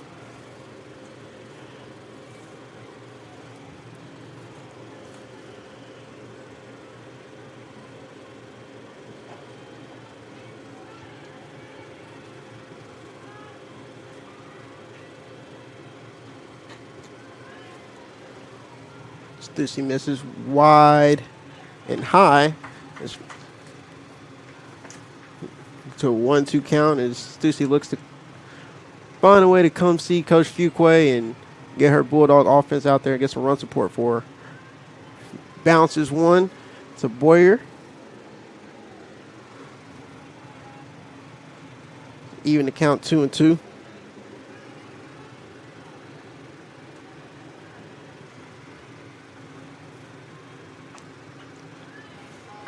As Stussy misses high again. She's falling behind now to full count. She looks to find a way to work her way out of this one. As Merrick rolls one over to Bree Jones, and that'll end the top of the second for the Crew. As once again, no runs on no hits and leave no men on base, as we'll head to the bottom of the second inning after this.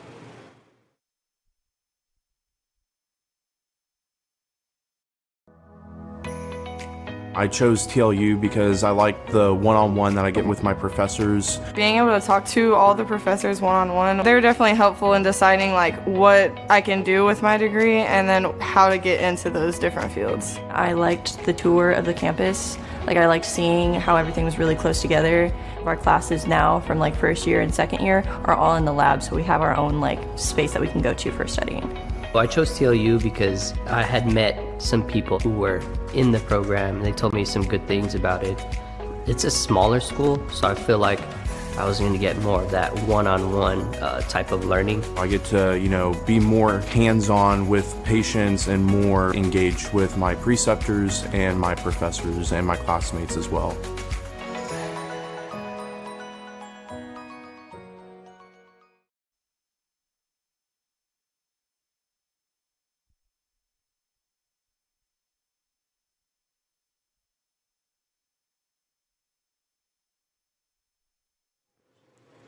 We're back here at Ed Cruzy Stadium as Natalie Pacheco will lead off here for the Bulldogs in the second inning. Pacheco got to pinch hit in game one, flying out to right field. Pacheco will make her first start here for the Bulldogs, the UIW transfer at first base here in game two.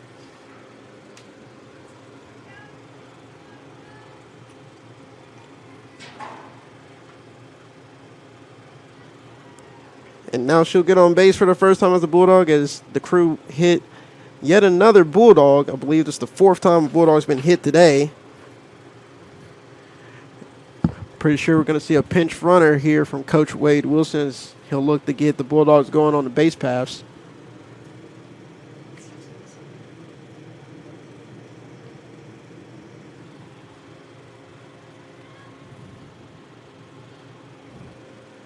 Entering the game for the Bulldogs, number 19, Gabby Orozco, as a pinch runner. Also saw Orozco in game one in the same scenario. Now up to the plate for the Bulldogs, number 3, Harley Russell.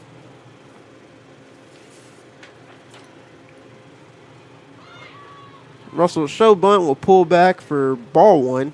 Russell made an appearance first as a pinch runner in game one, coming around to third and still in the base, but would come through with an RBI single in her first plate appearance of the year. Will show bunt again to get the Crew defense moving, but will pull back for ball two.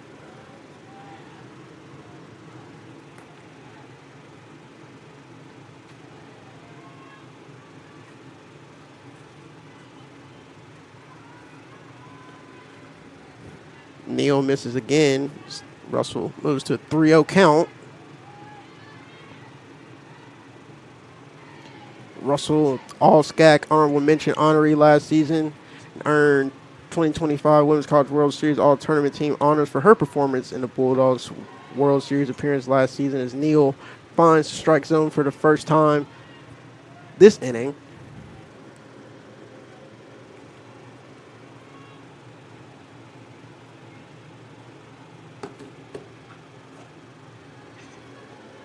And Neal misses the strike zone again as the Bulldogs, who were one of the top teams in the country on walks last year, will get yet another walk to put 2 on with nobody out for number 1, Mia Landry.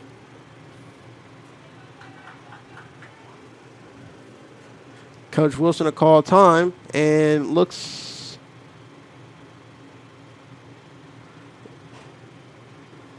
like we're going to have another substitution here from Coach Wilson.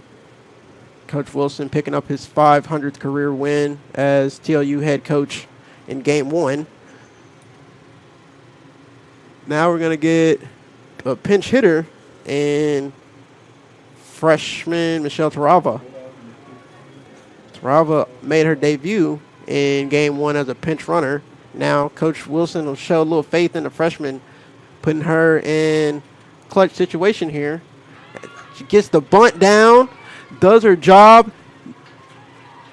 moves up both runners with a sack bunt.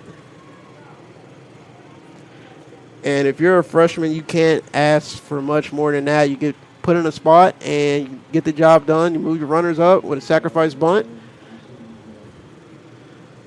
And we'll definitely get some praise from Coach Wilson in the dugout after this inning.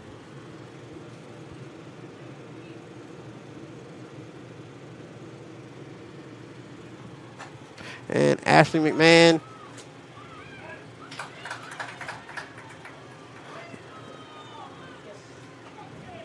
and the Bulldogs are up to their old tricks once again. Is despite Orozco being thrown out at home, the Bulldogs will still score as Harley Russell will go second at home on the ground ball from Ashley McMahon. No RBI on the play because of the scenario, but the Bulldogs do get their first run on the board in Game 2 here in Seguin.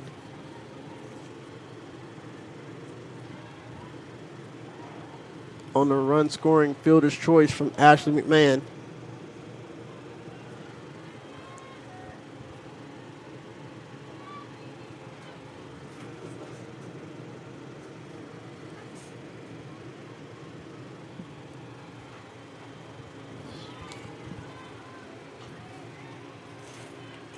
Got a 1-1 count to TLU shortstop Chesley Swisher.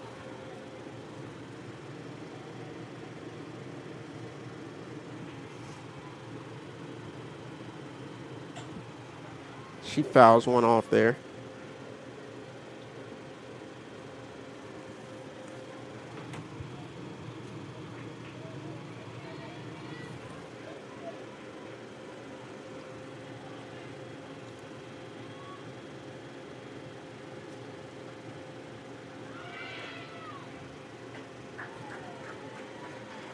McMahon moves up on the stolen base. I believe her third stolen base already this season after stealing 2 in Game 1. And Swisher rolls one to third, and the 5-3 put out will get Neal out of the jam. And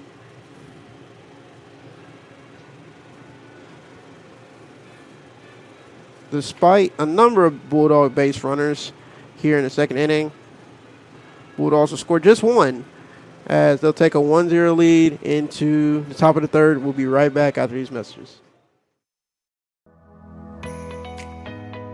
As an MAT student, you are an athletic trainer, and I think that's something really cool that we get to experience. We're pretty hands-on. Anything that our preceptor asks us to do, we're able to do. Going out to practices and traveling to games. We're doing evals, looking at them, helping them with their rehab protocols. For me personally, I knew a lot of hands-on where I'm speaking with the patients about how they feel, and so I feel like it's a lot of one-on-one interactions. Knowing that I'm going to go into the clinic every day and I don't know who's going to walk through the door and what their problem's going to be, and that I get to be the one that tells them hey, this is what's wrong, but I can also help you, so here's a solution.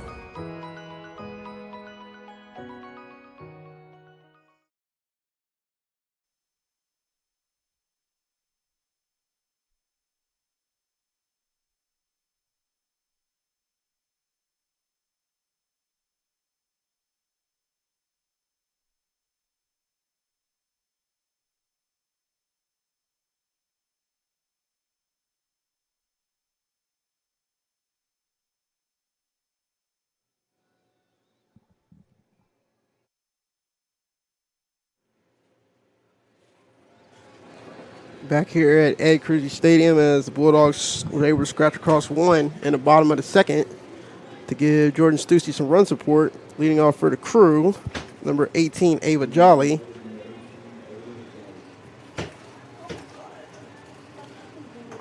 Jolly 0 for 2 in Game 1, striking out swing and flying out to center field. Fouls one off there on the first pitch she sees from Stussy.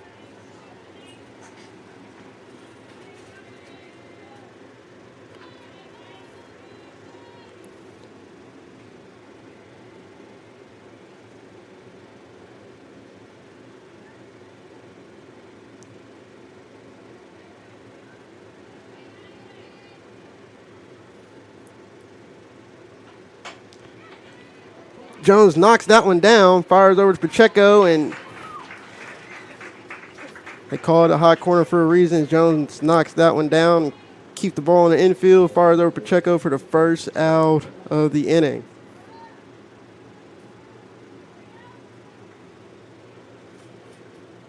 Now at the plate for the Crew, number 2, Sarah Palache. Make her 2026 debut here in Game 2 after not seeing any action in Game 1.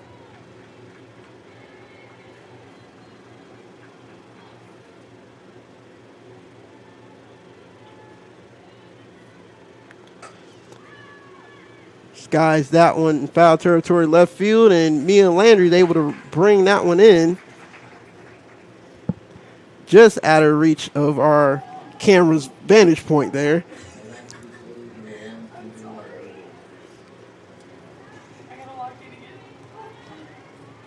Now at the plate for the Crew, number 1, Angelina Rodriguez. Rodriguez was 0 for 1 in her lone AB in Game 1. She'll swing through that one, start her first at bat here in Game 2.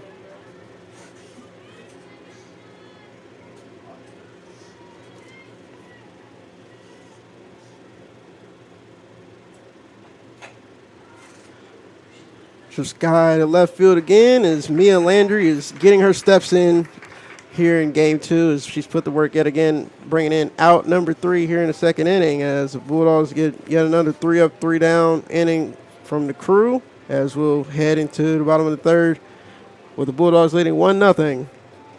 We'll be right back after this. Monica Sidicic here, and you're watching Old Dog with New Tricks. And this week we are with the TLU volleyball girls.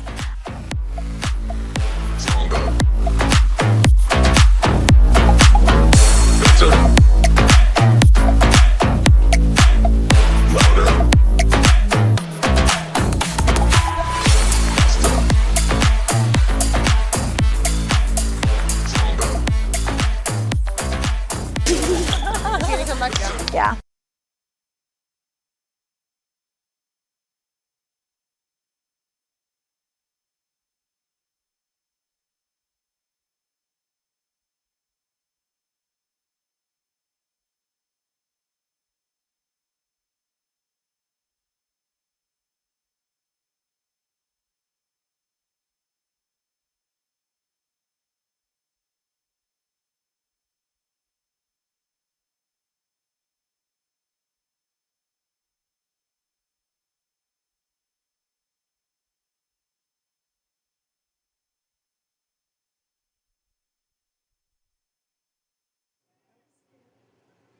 Back here at Ed Cruzy Stadium as Bree Jones leads it off for the Bulldogs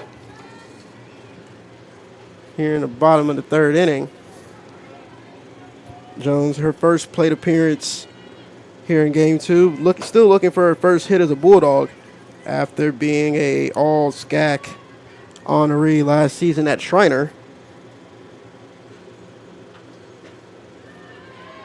As Neal finds the strike zone for strike 1.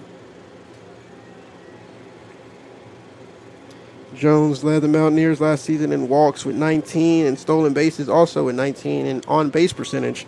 Now finds herself with the 2025 SCAC regular season champion Bulldogs as she scoots one past Todd for her first hit as a Bulldog.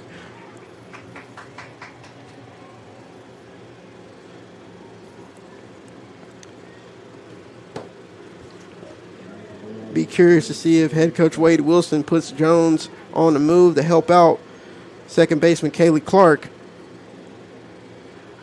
who rolled over to the pitcher her first at bat in the first inning as Clark gets the Crew defense moving around. Clark tends to keep opposing defenses off balance with her ability to bunt as well as run, and there goes Jones, and there's her first stolen base as a Bulldog after stealing 19 with the Mountaineers last season. Now you get a runner in scoring position for Clark and potentially her second RBI opportunity of the day after the RBI in the first game.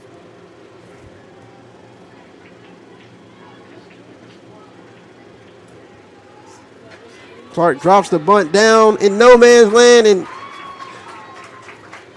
that'll work as now we get a first and third with 2 threats on each corner for the Bulldogs, and Riley Davila stepping to the plate.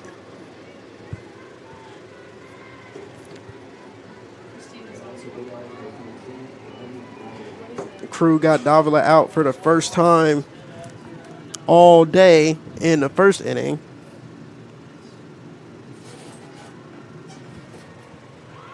And there goes Clark as the Crew sail one, and that'll bring home Jones for the first run of the inning. As Clark picks up the stolen base, and Bree Jones gets to leisurely make her way home as the Bulldogs scratch across their first run of the inning.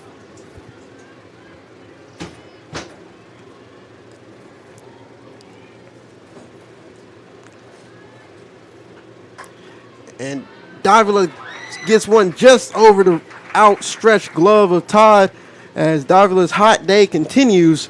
She's now 5 for 6 in her season opening appearance with the Bulldogs. Now we're right back in the last situation we were in with 2 base running threats on the corners for the Bulldogs. This time with Katie Boyer up at the plate and an RBI opportunity.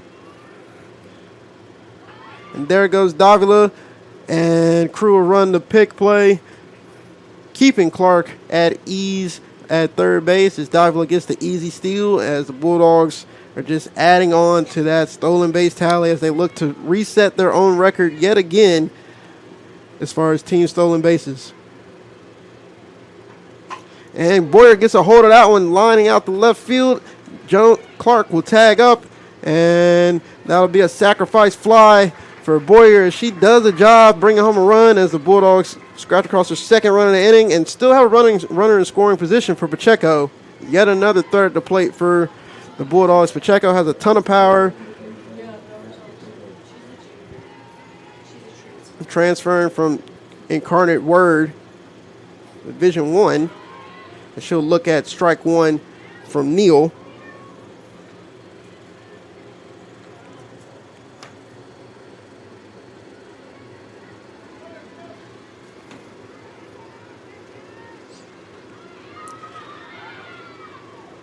And Davila almost set it up the way Coach Wilson wanted to, but she turns her back as the Crew catcher throws it in the left field. So she'll be stuck at second base.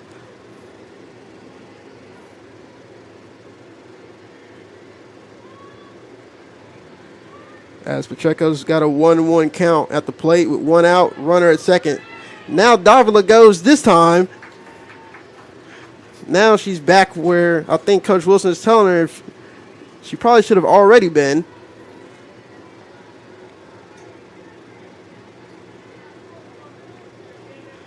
Now Pacheco's in an even better situation with 1 out, a runner at third. Only thing she really can't do to score a run is roll over to third base. She's got a 3-1 count.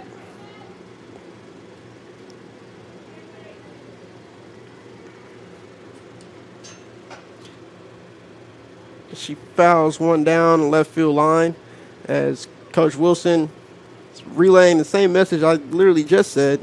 It can't hit the ball to third base. But Pacheco stays alive, full count. Is looking to do some damage at the plate. Fouls one off yet again.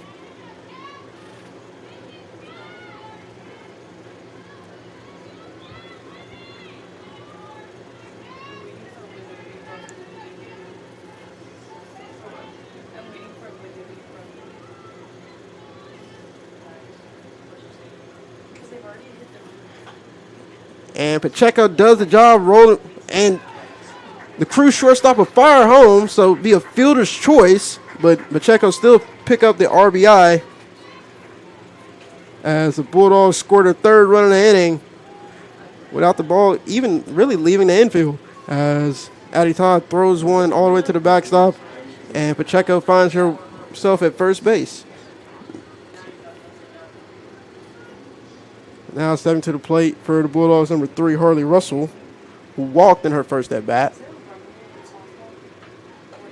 as Neal misses in the first pitch of this at-bat, giving us a 1-0 count.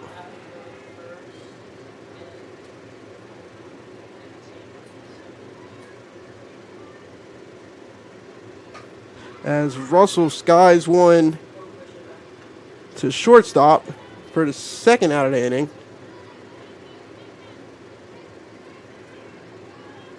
Stepping to the plate now, number 1, Mia Landry.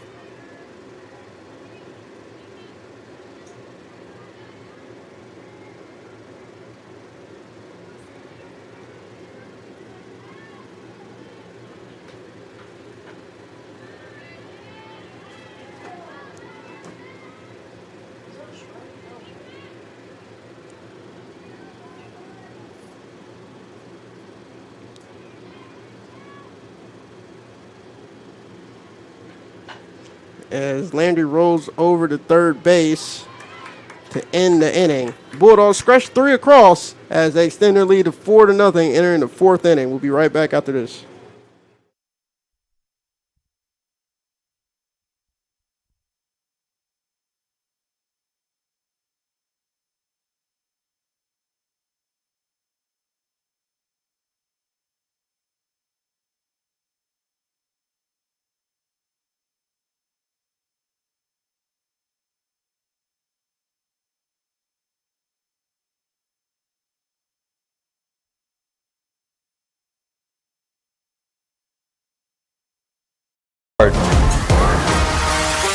Play harder. And the go-ahead run comes across. Bulldogs on top. Respect everyone. Play hard, but play fair. Cheer for your team, not against the visiting team. Respect opposing players, coaches, and fans. This is the SCAC.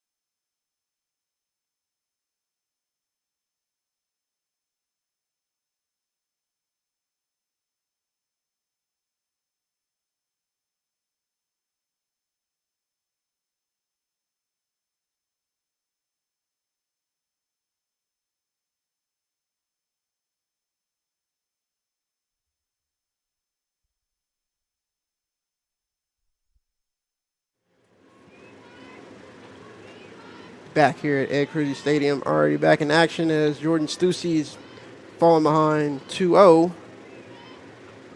to the Crew leadoff hitter, Shori Wynn. Narrowly misses Hittner. It's ball 3.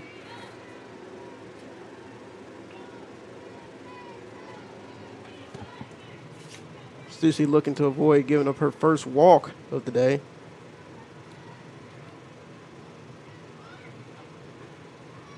And there's her first walk as Stussey puts on her first base runner of the day.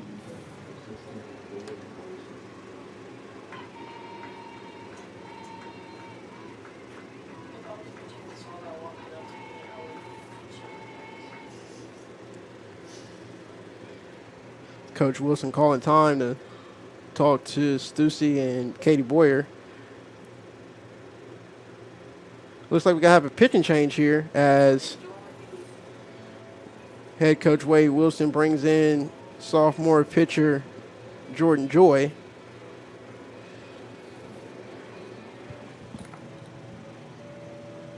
So Stussey with a successful debut for the Bulldogs, allowing no hits, 1 walk, and 1 strikeout in 3 innings of work. Now we'll see Jordan Joy make her return to the circle after missing a lot of last season with a knee injury. But she started last season off really well, being named SCAC Pitcher of the Week in her first week as a Bulldog last season. So we'll look to see if she can have that same magic in the circle that she had prior to injury.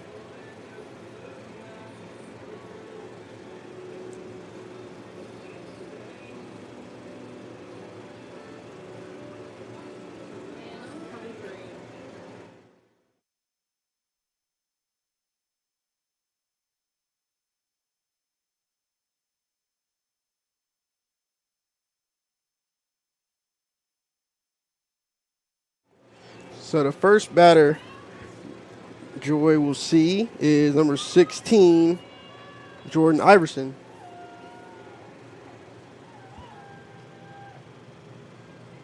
Iverson 0 for 1 as she'll look to drop down a bunt on the Bulldogs defense. Roll foul.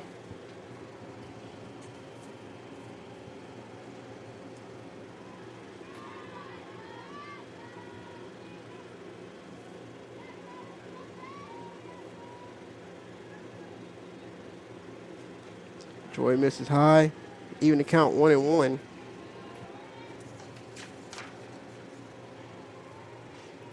Joy, a product of Kerrville Tivy, also the home of Johnny Manziel.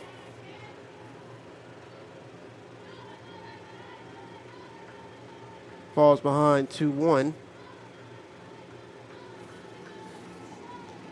With the move to Joy, it'll be interesting to see what Coach Wilson does offensively, as Joy is one of the few pitchers that actually hits for herself, as Iverson fouls it off, even to count 2-2.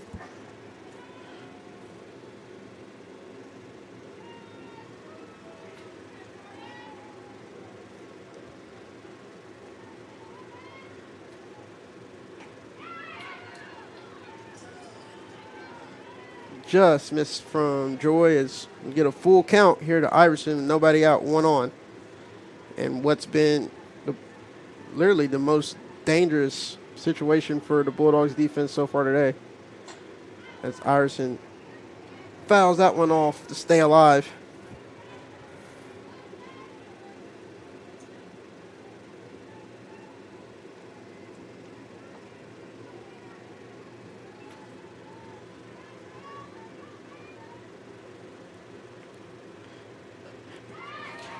And Joy picks up her first strikeout of the season, working backwards to pick up the first out of the 4th inning.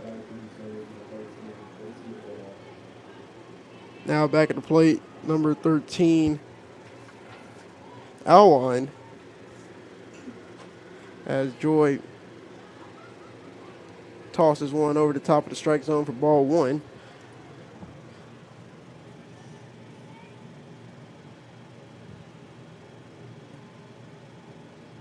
Alwine grounded out to second base in her first at bat of game 2.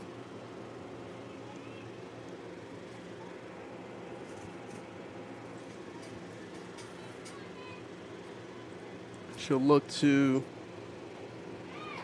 she swings through that one for strike 2. Joy looking to potentially get her to roll over to second base again, get the first double play for the Bulldogs defense this season and get out the inning.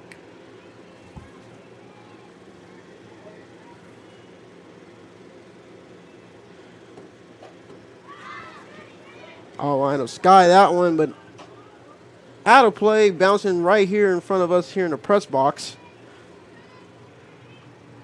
As we'll stay 1-2 here between Joy and Alwine.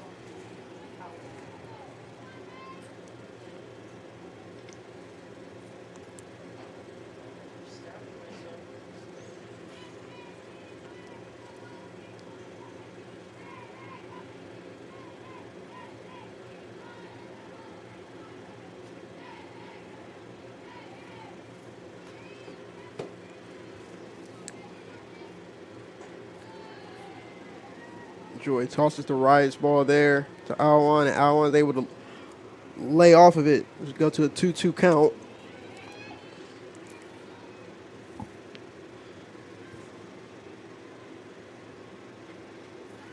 Lefty comes in on Alwine that time. Fouls that one off. Stay alive 2-2.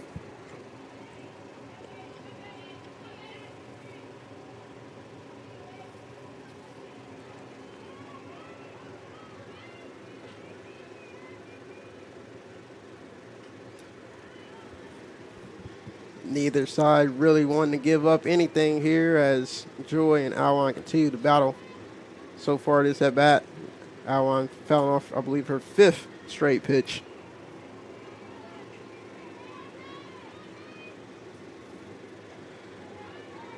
Joy misses just outside. Get a full count here between Joy and Alwine with 1 down and runner on first.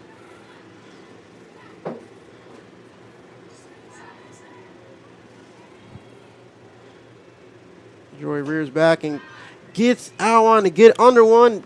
Third baseman Bree Jones camped under it for out number 2 as Alwine pops out in foul territory to Bree Jones for the 2nd out of the inning. That'll bring up Braylon Belk.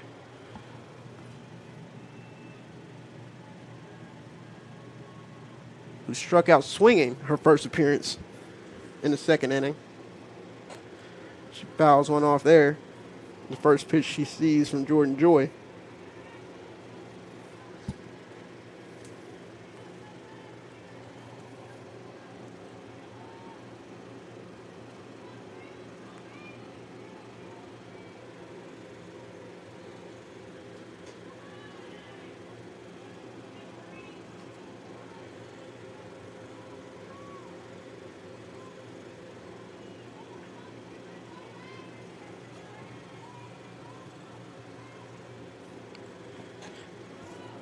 Belk fouls that one off. She's got a 1-2 count with 2 down and 1 on here in the top of the 4th inning.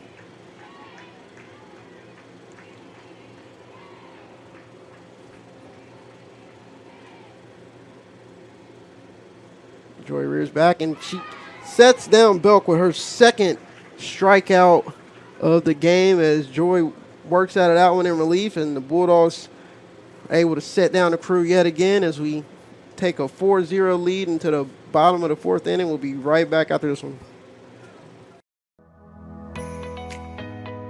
As an MAT student, you are an athletic trainer, and I think that's something really cool that we get to experience. We're pretty hands-on. Anything that like our preceptor asks us to do, like we're able to do. Going out to practices and traveling to games. We're doing evals, looking at them, helping them with their rehab like protocols. For me personally, I do a lot of like hands-on where I'm like speaking with the patients about how they feel, and so I feel like it's a lot of like one-on-one interactions. Knowing that I'm going to go into the clinic every day and I don't know who's going to walk through the door and what their problem's going to be, and that I get to be the one that tells them like, hey, this is what's wrong, but I can also help you, so here's a solution.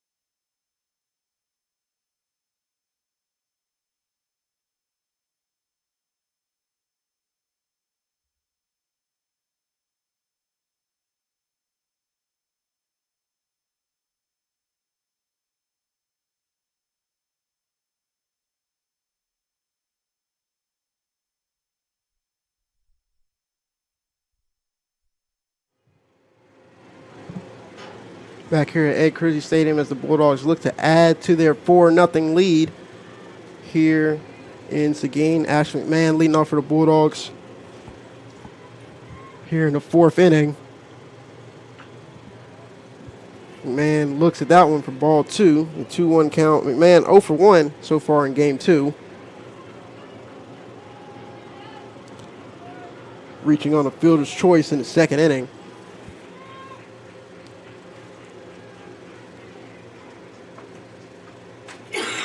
and rolls over that one. Right back to the pitcher. 1-3 put out for the first out of the inning, bringing up Chesley Swisher for her second at bat of the game.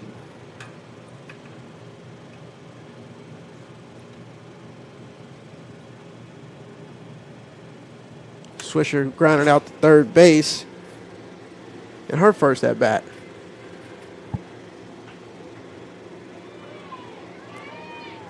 Show a good eye there. Look at ball one.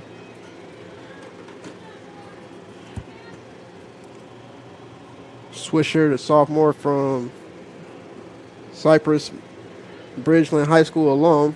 High school teammates, of course, with outfielder Mia Landry. Attempts to drop the bunt, roll foul. First strike of her at bat. Swisher, more of a utility player for the Bulldogs. She's over the course of her career, you've seen her in right, you've seen her in left, seen her at short, seen her at third, but now looks to be the new starting shortstop, replacing former Gold Glover Lindsay Liao.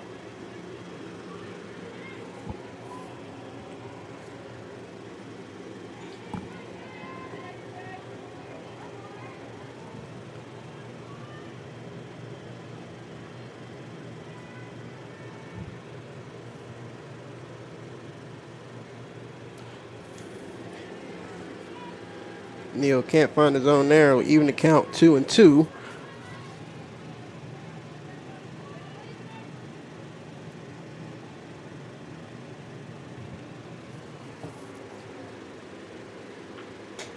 Swisher gets to hold it out in the left field. Left fielder camped under it for the second out of the inning. Stepping to the plate, Bree Jones, who got her first hit as a Bulldog and her first at bat of the game earlier, and also scored, I believe, what was the first run of the game for the Bulldogs.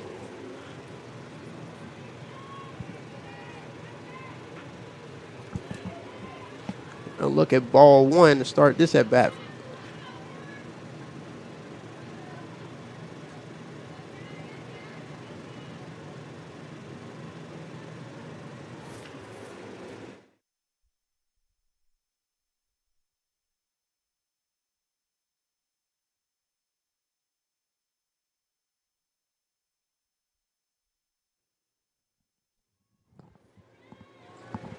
Actually, it doesn't.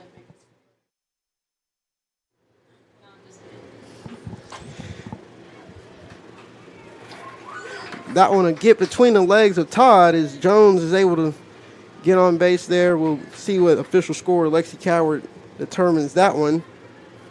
Go either way with that one. It could be a hit, it could be an error. Hard play to make. But Bree Jones gets on base for the Bulldogs, potentially starting a 2-out rally as Kaylee Clark steps to the plate. Jones will take off yet again for her second stolen base as a Bulldog, showing why she led the Shriner Mountaineers in stolen bases last season. After not getting on in the first game, Jones has fit right in with the TLU culture here in the second game, getting on and stealing bases. Clark gets the bunt down. She's going to make the third baseman work for it, and she gets the infield bunt single. Put runners at first and third for center fielder Riley Davila. Davila 1 for 2 in the second game after going 4 for 4 in game one. See if she can pick up her third RBI, I believe, of the day.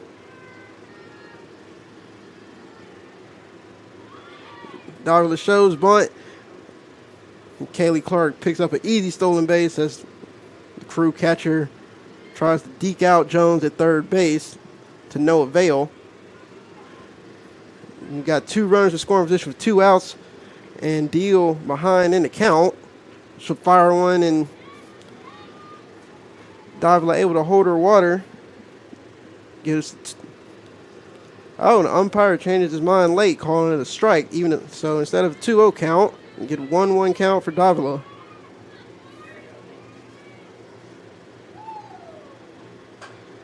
And Davila pokes one through the 5-6 hole to pick up the RBI, extend the Bulldogs' lead to 5-0. Put runners at first and third for Katie Boyer, and I'd expect to see Riley Davila on the move here early in the count.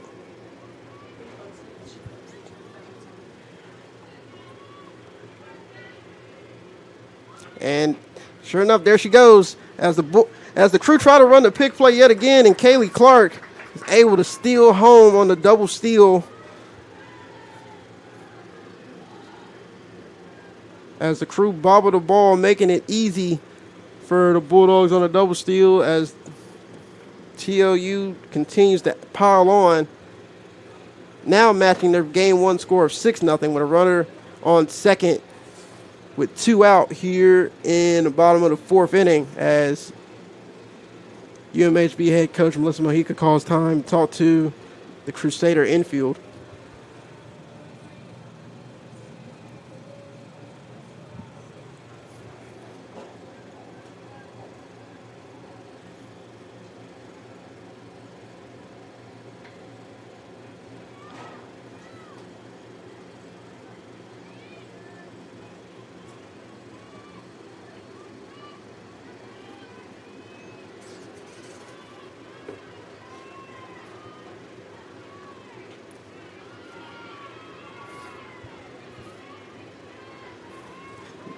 Deal blows one past Boyer there for strike 2.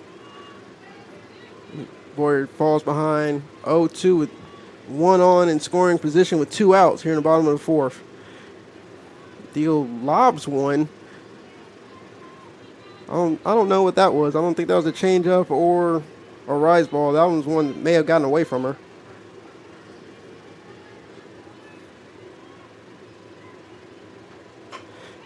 Boyer gets a hold of one. A tough hop to the crew shortstop, but she gets it done, firing one across the first base as the crew get out of the inning, but not before giving up 2 runs as the Bulldogs tack on 2 more, extending lead to 6-0 entering the 5th inning. We'll be right back after this.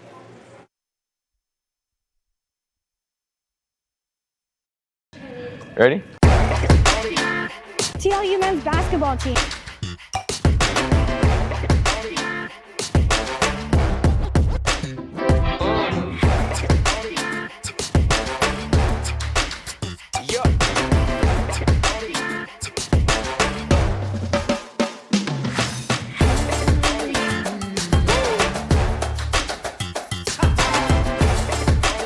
And you're watching Old Dog with New Tricks.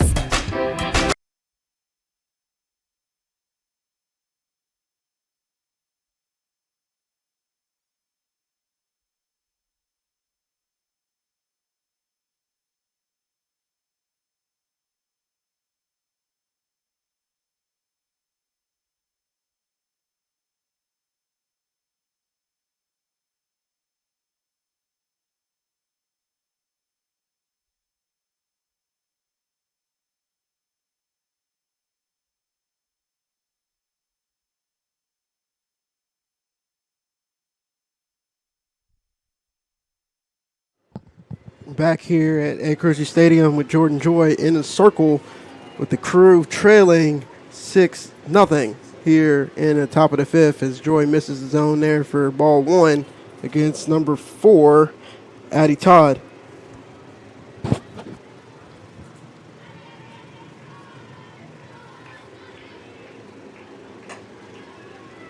Todd gets a hold of that one, but it'll land foul.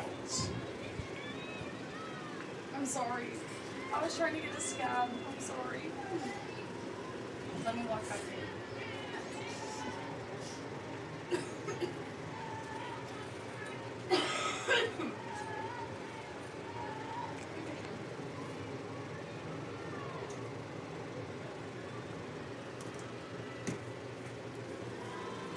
Joy misses his zone there.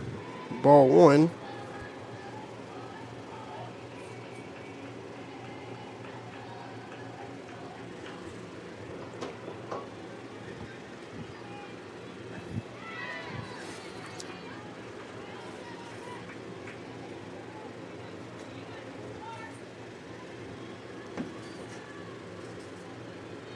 got a 1-2 count, despite what the scoreboard's saying at the moment. As Todd fouls one off.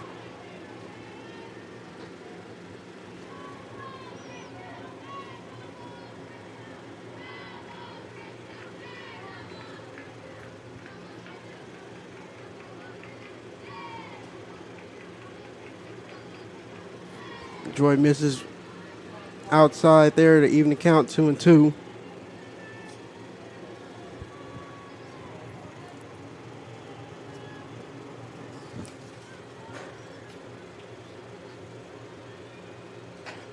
Todd fouls one off as Melissa Mahika has to put on her dancing shoes over there.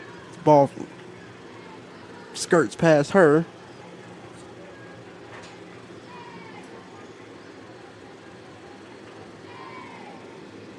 Count remains 2-2. Jordan Joy toying the rubber in the circle, and Todd continues to fight, foul and get another one off.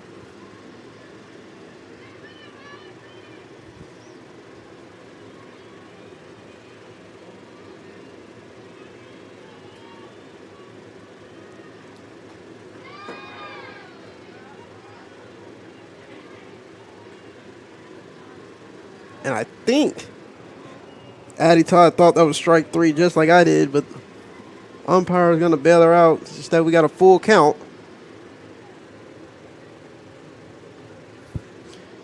As Joy checks her digirus command from head coach Wade Wilson. Might have been some confusion there between the two, so Coach Wilson calls time, come out and talk to Joy and Katie Boyer.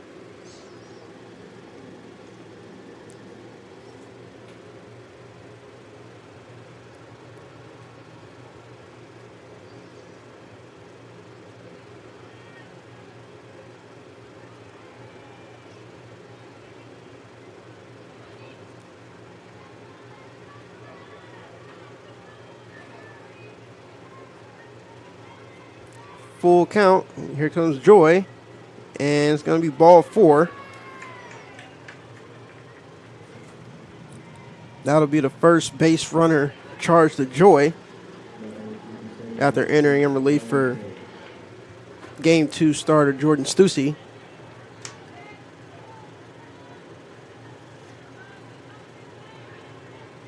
Stussy pitching 3 innings of shutout softball to start the game. Joy finds the strike zone for strike 1 to Riley Merrick.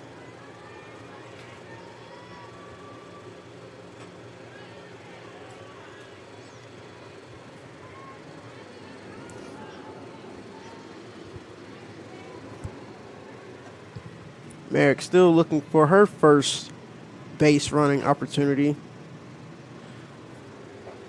of 2026. Going 0 for so far between the two games. Fouling that one off to make it a 1-2 count. With 1 on, nobody out here in the top of the 5th.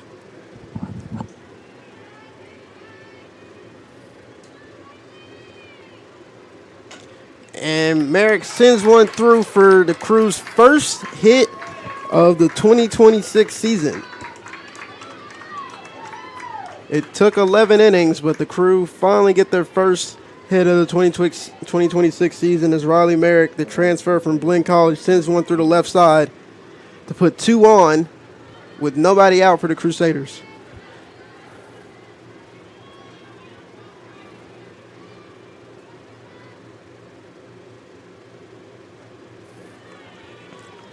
I'm sure Joy is looking for a ground ball here to get a quick 2 outs from the Bulldogs defense. Missing the strike zone there for ball 1 to Ava Jolly. Jolly pokes one to center field. The Crew are going to score 1. Jolly makes her way to second base. It's going to be an RBI double. And the Crew now have 2 in scoring position. And they scored their first run of the 2026 season.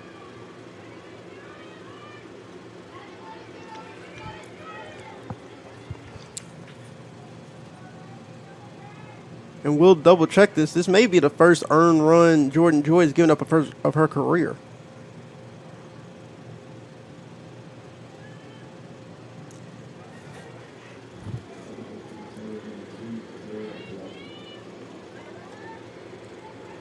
And yes, after a quick fact check, that is the first run and earned run Jordan Joy has given up of her collegiate career after 7 shutout innings as a freshman last season before her injury. Now to play for the Crew, number 2, Sarah Palache. The 2 runners in scoring position, nobody out. Joy will look to work her way out of this one.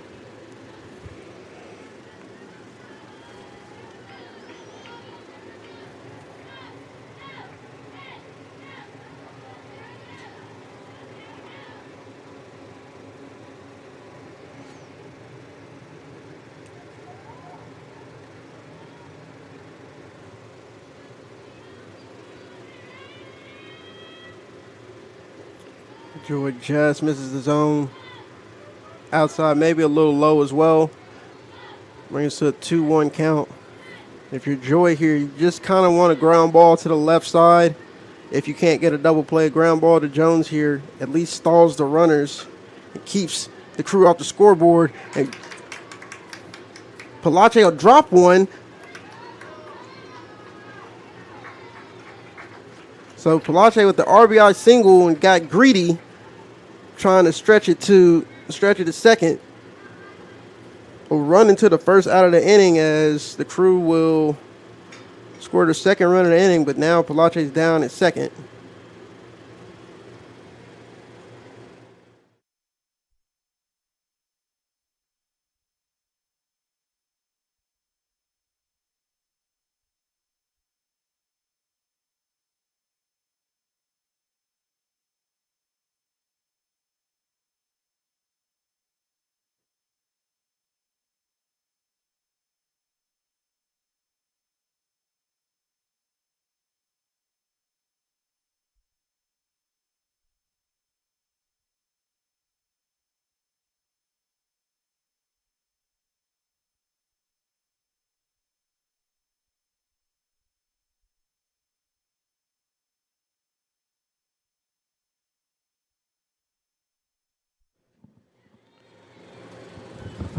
So after Palache, who's been helped off the field by the UMHB staff as well as TLU athletic trainers, runs into the first out of the 5th inning.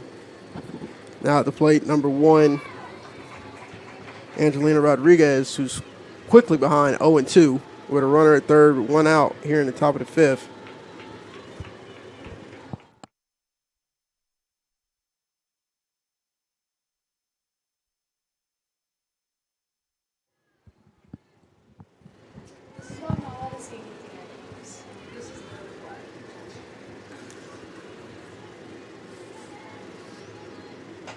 Rodriguez gets under that one in the left field.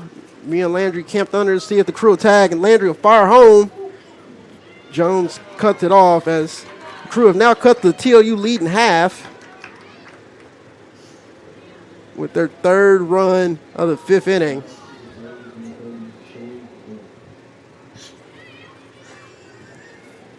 So after what had been a pretty efficient start to the 2026 season as the Bulldogs were mowing down the Crusaders left and right, the Crew have shown signs of life here in the top of the 5th, scoring 3 runs, cutting the TLU lead in half.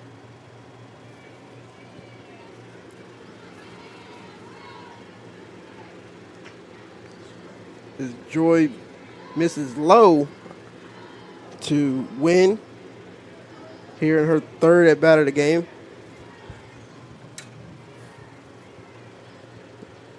She's 0 for 1 with a walk here in game 2.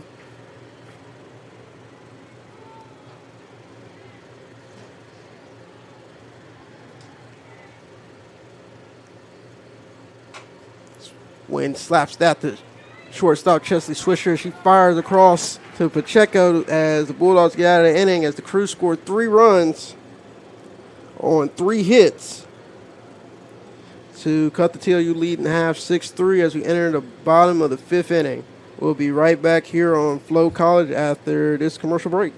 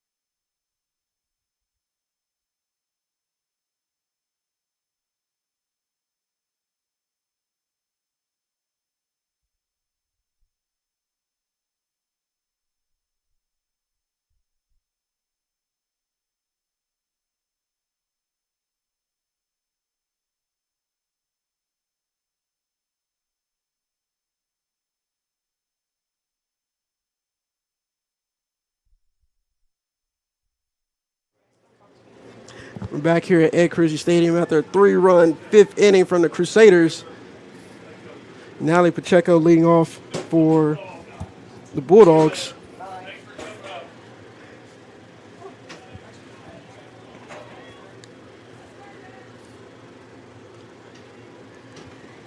I thought that one hit her, but I guess not. It's just going to be ball one to Pacheco to start the bottom of the fifth.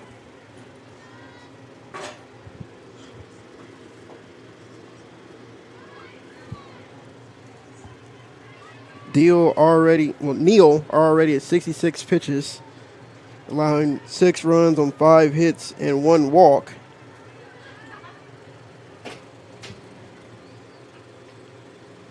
She deals to Pacheco once again. Ball 3. Pacheco way ahead in the count now as Crew head coach Melissa Mojica calls time yet again to talk to her pitcher and Crusader infield.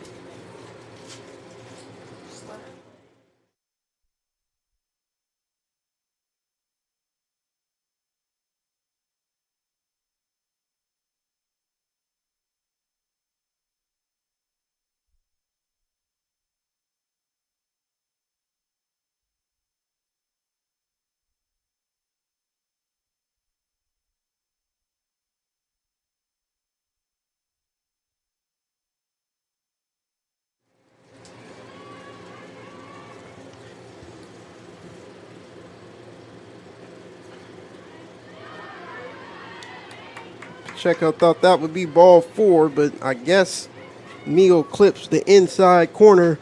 It's going to be a 3-1 count, but Pacheco stays way ahead as she steps back in the box. Looks to get the Bulldog offense back rocking and rolling here in the bottom of the fifth. As she fouls one off, get a full count.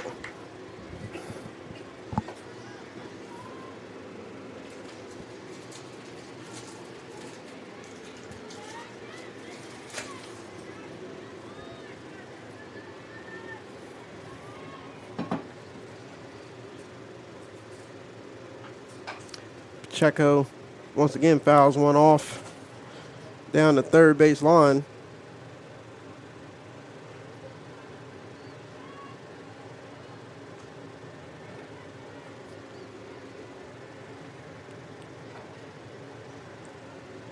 While we got some brief breaking action, let's look at some scores around the SCAC. Claremont Mudscripts leads McMurray 2-0 in the top of the 7th. Bulldogs face the Warhawks next weekend as the Bulldogs begin SCAC play early here in the 2026 season. Shriners up 4-3 on Southwestern in a battle of former SCAC foes as Neal deals to Pacheco here yet again as Pacheco fouls another down the third base line. Watch your head there, Coach Wilson, as it flies by his head off the ricochet off the Crusader dugout. Hardin Simmons leads the St. Thomas Celts, who come into the 2026 season ranked number 19 nationally, as Pacheco gets under that one in left field. left fielder works her way back, and she drops it in foul territory. So what could have been out number 1 for the Crew, Pacheco gets a new life, and I'm sure the Bulldogs dugout is going to tell her to use it.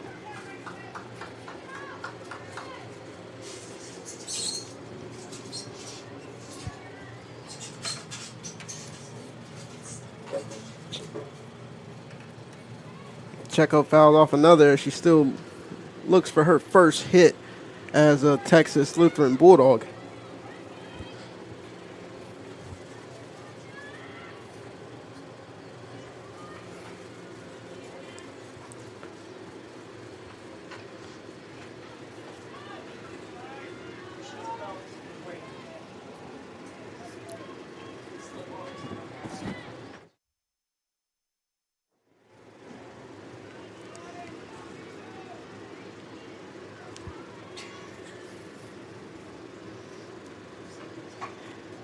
Pacheco gets a hold of that one. Also foul.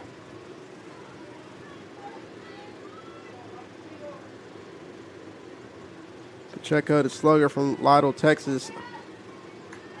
Generally a dead pull hitter from my time spent with softball here in the spring. So if I'm the Crusader left fielder, I might want to be ready if she's able to put one in fair territory. And there, sure enough, right through the 5-6 hole for her first base hit as a Bulldog. After a long battle between her and Kat Neal, Pacheco wins it after what was, I believe, a 12-pitch at bat to get her first hit as a Bulldog. And we're going to get a courtesy runner for her here as senior Kayla Ramirez checks in with the umpire and head coach Wade Wilson for her marching orders. And Pacheco will go in, probably get her some gummy worms from her teammates as Kayla Ramirez checks in as a pinch runner with Harley Russell stepping up to the plate.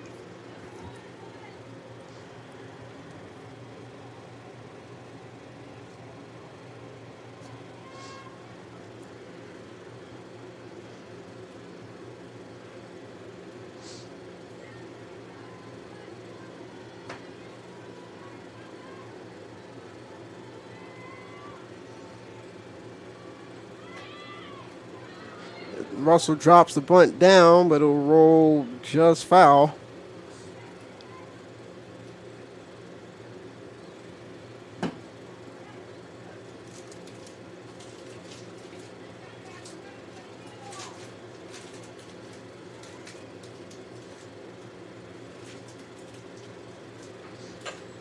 Russell gets a hold of that one to the right center gap. Crusader center fielder Shorty Wynn gets under that one for the first out of the 5th inning. Now to the plate, number 1, left fielder Mia Landry.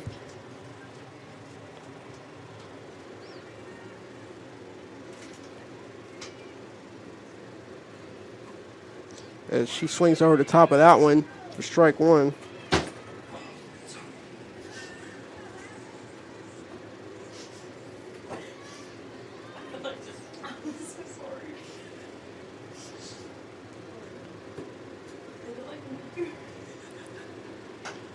Landry rolls over one foul down the left field line, strike 2.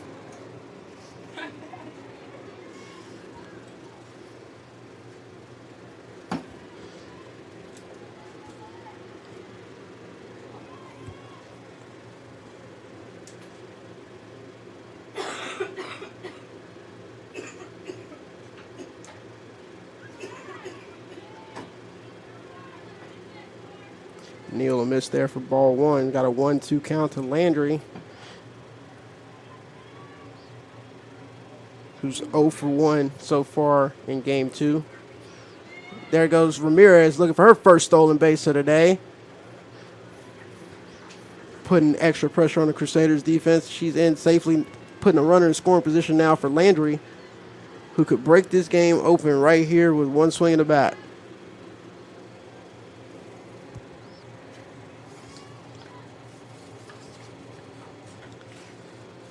Landry fouls that one off. Landry with 2 home runs and 10 RBIs last season. Looking to earn her first RBI of the season right here.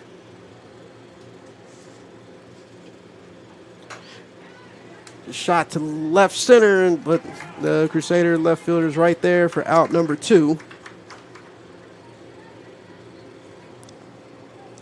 Now to the plate for the Bulldogs, number 11, Ashley McMahon.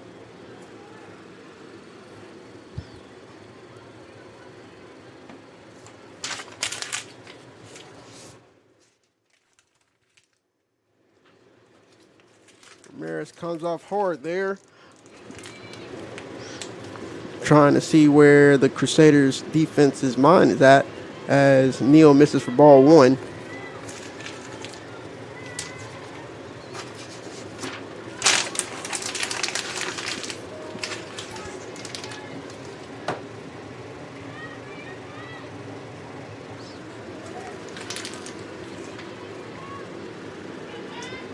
McMahon, after finding some success in game 1, will line out to the Crusaders' third baseman to end the inning, as the Bulldogs will come up empty here in the bottom of the 5th and carry a 6-3 lead into the 6th inning.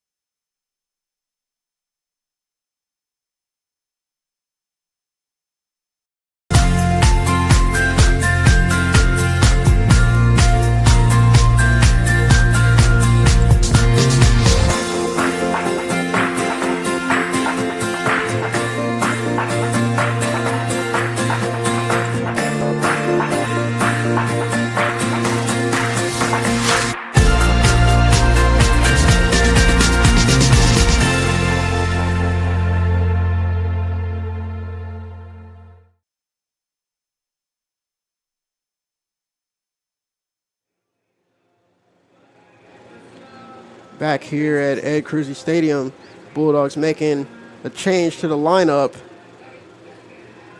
as looks like we've got Harley Russell in center field now, Ashley McMahon at first base, Riley Davila now in left field, Mia Landry in right field, and now in the circle making her TLU debut as well, Andy Hadaway. Hadaway, sophomore transfer from Port Lavaca, Texas, spent last season at Texas A&M International.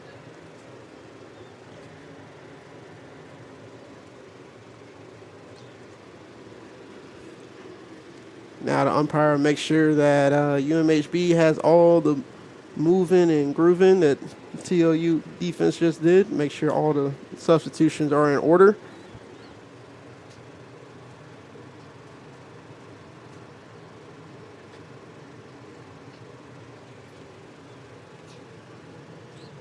Last year, Hadaway made 9 appearances for the Dust Devils, including 1 start, struck out 8 across just over 18 innings pitched.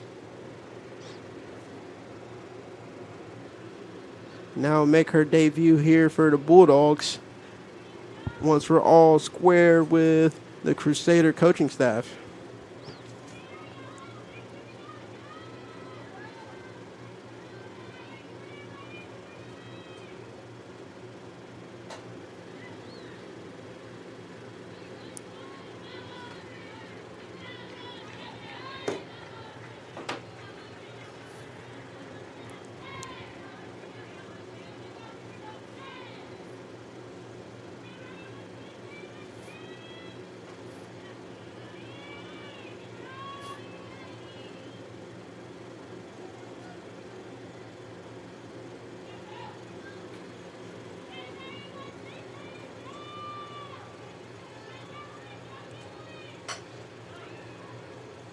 Iverson will line that one out to Davila in left field for the first out of the inning. Now batting for the Crusaders, number 13, Alwan.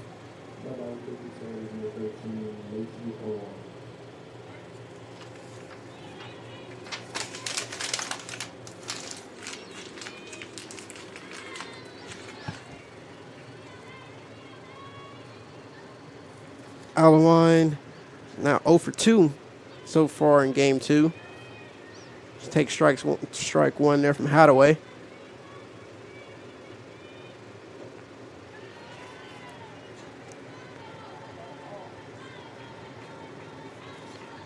Hadaway, another member of a Bulldogs pitching staff that is by far the deepest I've seen it since I've been here working with and for head coach Wade Wilson. As Chesley Swisher knocks that one down, throws it across for out number 2. Almost had her web gem. It fell out of her glove, was still able to make the play behind Andy Hadaway, and that just shows yet another reason why the Bulldogs have been among the nation's best defenses in the country for arguably the last decade plus. Now to the plate for the Crusaders, number 25, Brielle Moreland.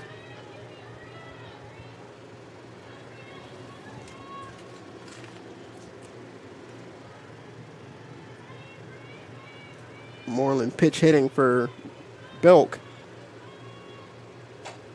She gets under this one, flying out to Russell, as Hadaway gets a 1-2-3 inning for her debut appearance here at Ed Cruzy Stadium as the Bulldogs lead 6-3 heading to the bottom of the 6th here in Seguin. We'll be right back after these messages.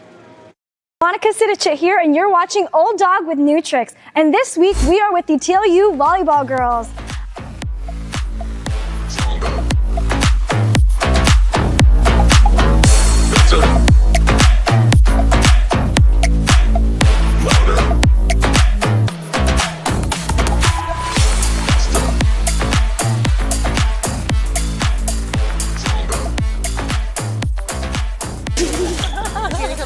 Yeah.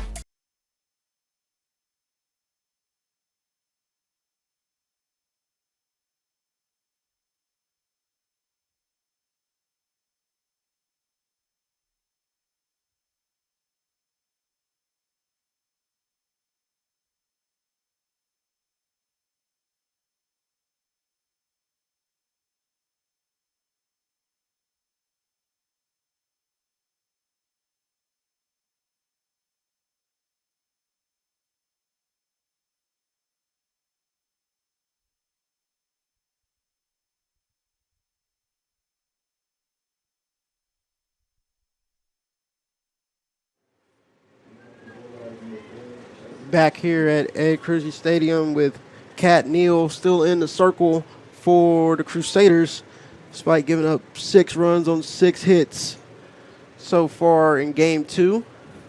Leading off for the Bulldogs, number 4, Chesley Swisher, who look at ball 1 to start the bottom of the 6th inning.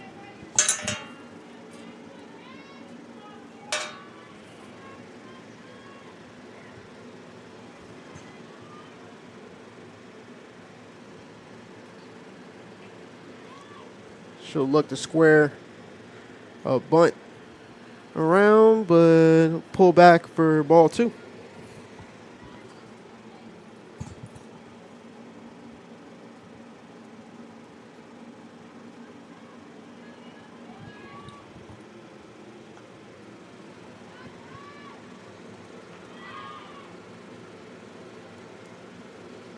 There's 3 straight balls there from Neal as she gets ever so close to that 100 pitch mark in the circle for the Crusaders.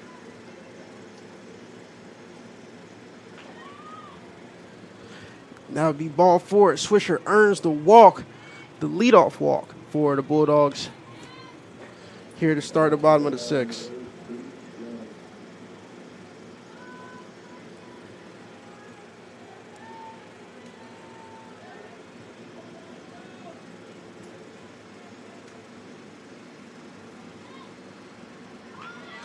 Jones squares around, drops the bunt, and Crusaders going to throw it into right field, but good job by the Crusaders right fielder being there to back up the throw from first baseman Alawine.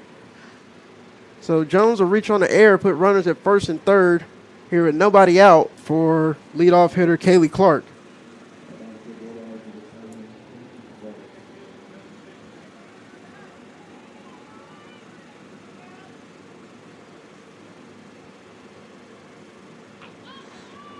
There goes Jones as Rodriguez doesn't even think to throw it down to second. Now the Bulldogs will have 2 runners in scoring position here to start the 6th inning.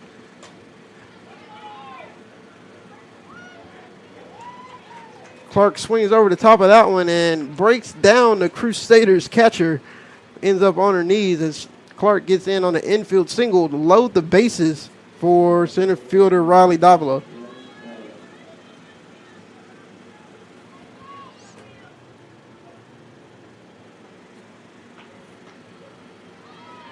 Davila looks at ball 1 on Neal's 97th pitch of the afternoon.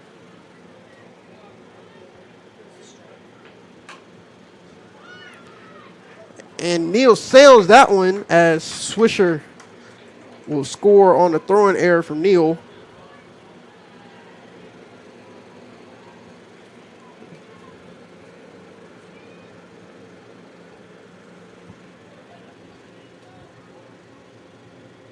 As the Crusaders will call timeout to talk to Neal.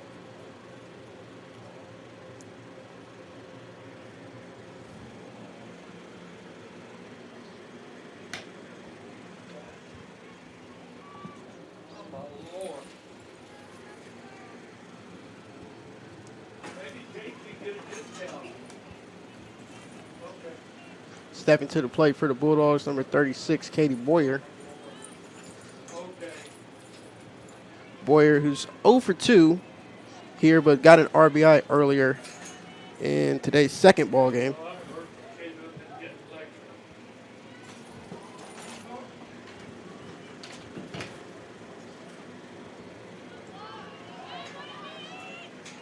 Good job from Crusaders catcher Angelina Rodriguez being a wall there, because any ball to the backstop is definitely going to add another run for the Bulldogs. Looks like there's going to be a pinch hitter for TLU as well as Serena Gonzalez, who started game 1, now appears on deck for TLU. As Boyer rolls over one. It's going to be, and the Crusaders will just get the 1 out as TLU throws it home, UMHB throws it home to keep TLU off the scoreboard.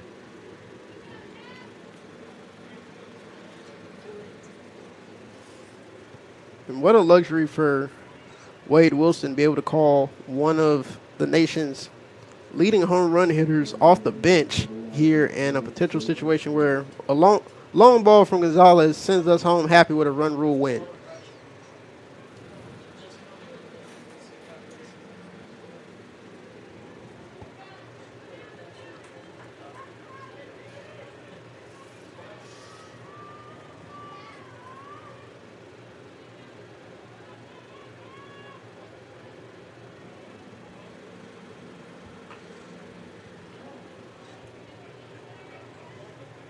The 102nd pitch from Neal comes to Gonzalez as a ball, as Gonzalez gets ahead 1-0 in her first plate appearance of game 2. Now ahead 2-0. Walk scores a run here. Every run helps the Bulldogs as they are in pursuit of potentially their first run rule victory after the 6-0 no-hit shutout victory here in game 1. Gonzalez way out in front of the changeup from Neal for strike 1. 1 out, bases loaded here in the bottom of the 6th. You got speed at first and second, so any ball to the outfield is going to score 2. As Neal evens the count 2-2 to Gonzalez.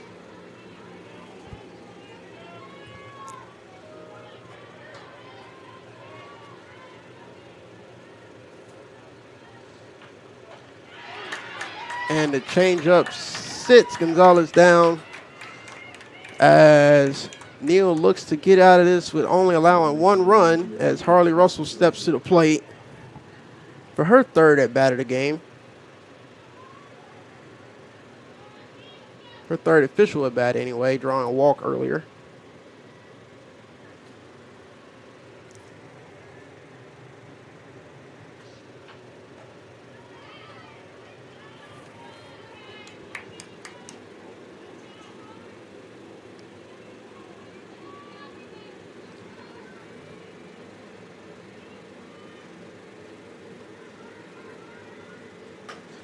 And Russell gets a hold of that one to the left center gap as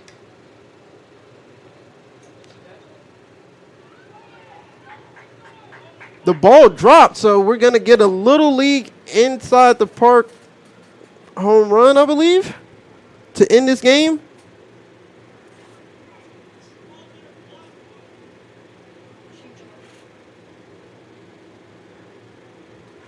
We're going to have a discussion between the umpires here. Regardless, the two teams are coming off the field regardless of what the end of this discussion leads to, whether it's the inside the park Little League Grand Slam or the third out of the inning. We'll see what the final decision is here from the umpires on it, or if we'll have to play the seventh inning. So the final decision is going to be that the ball dropped, game is over, inside the park, Little League home run. It's going to be a run rule, 11-3 victory for TLU here at Ed Cruzy Stadium. UMHB head coach Melissa Mojica is not happy with the decision and what's going to be a very unorthodox ending here in Seguin. The umpire's decision is final, so it's going to be 11-3 final here.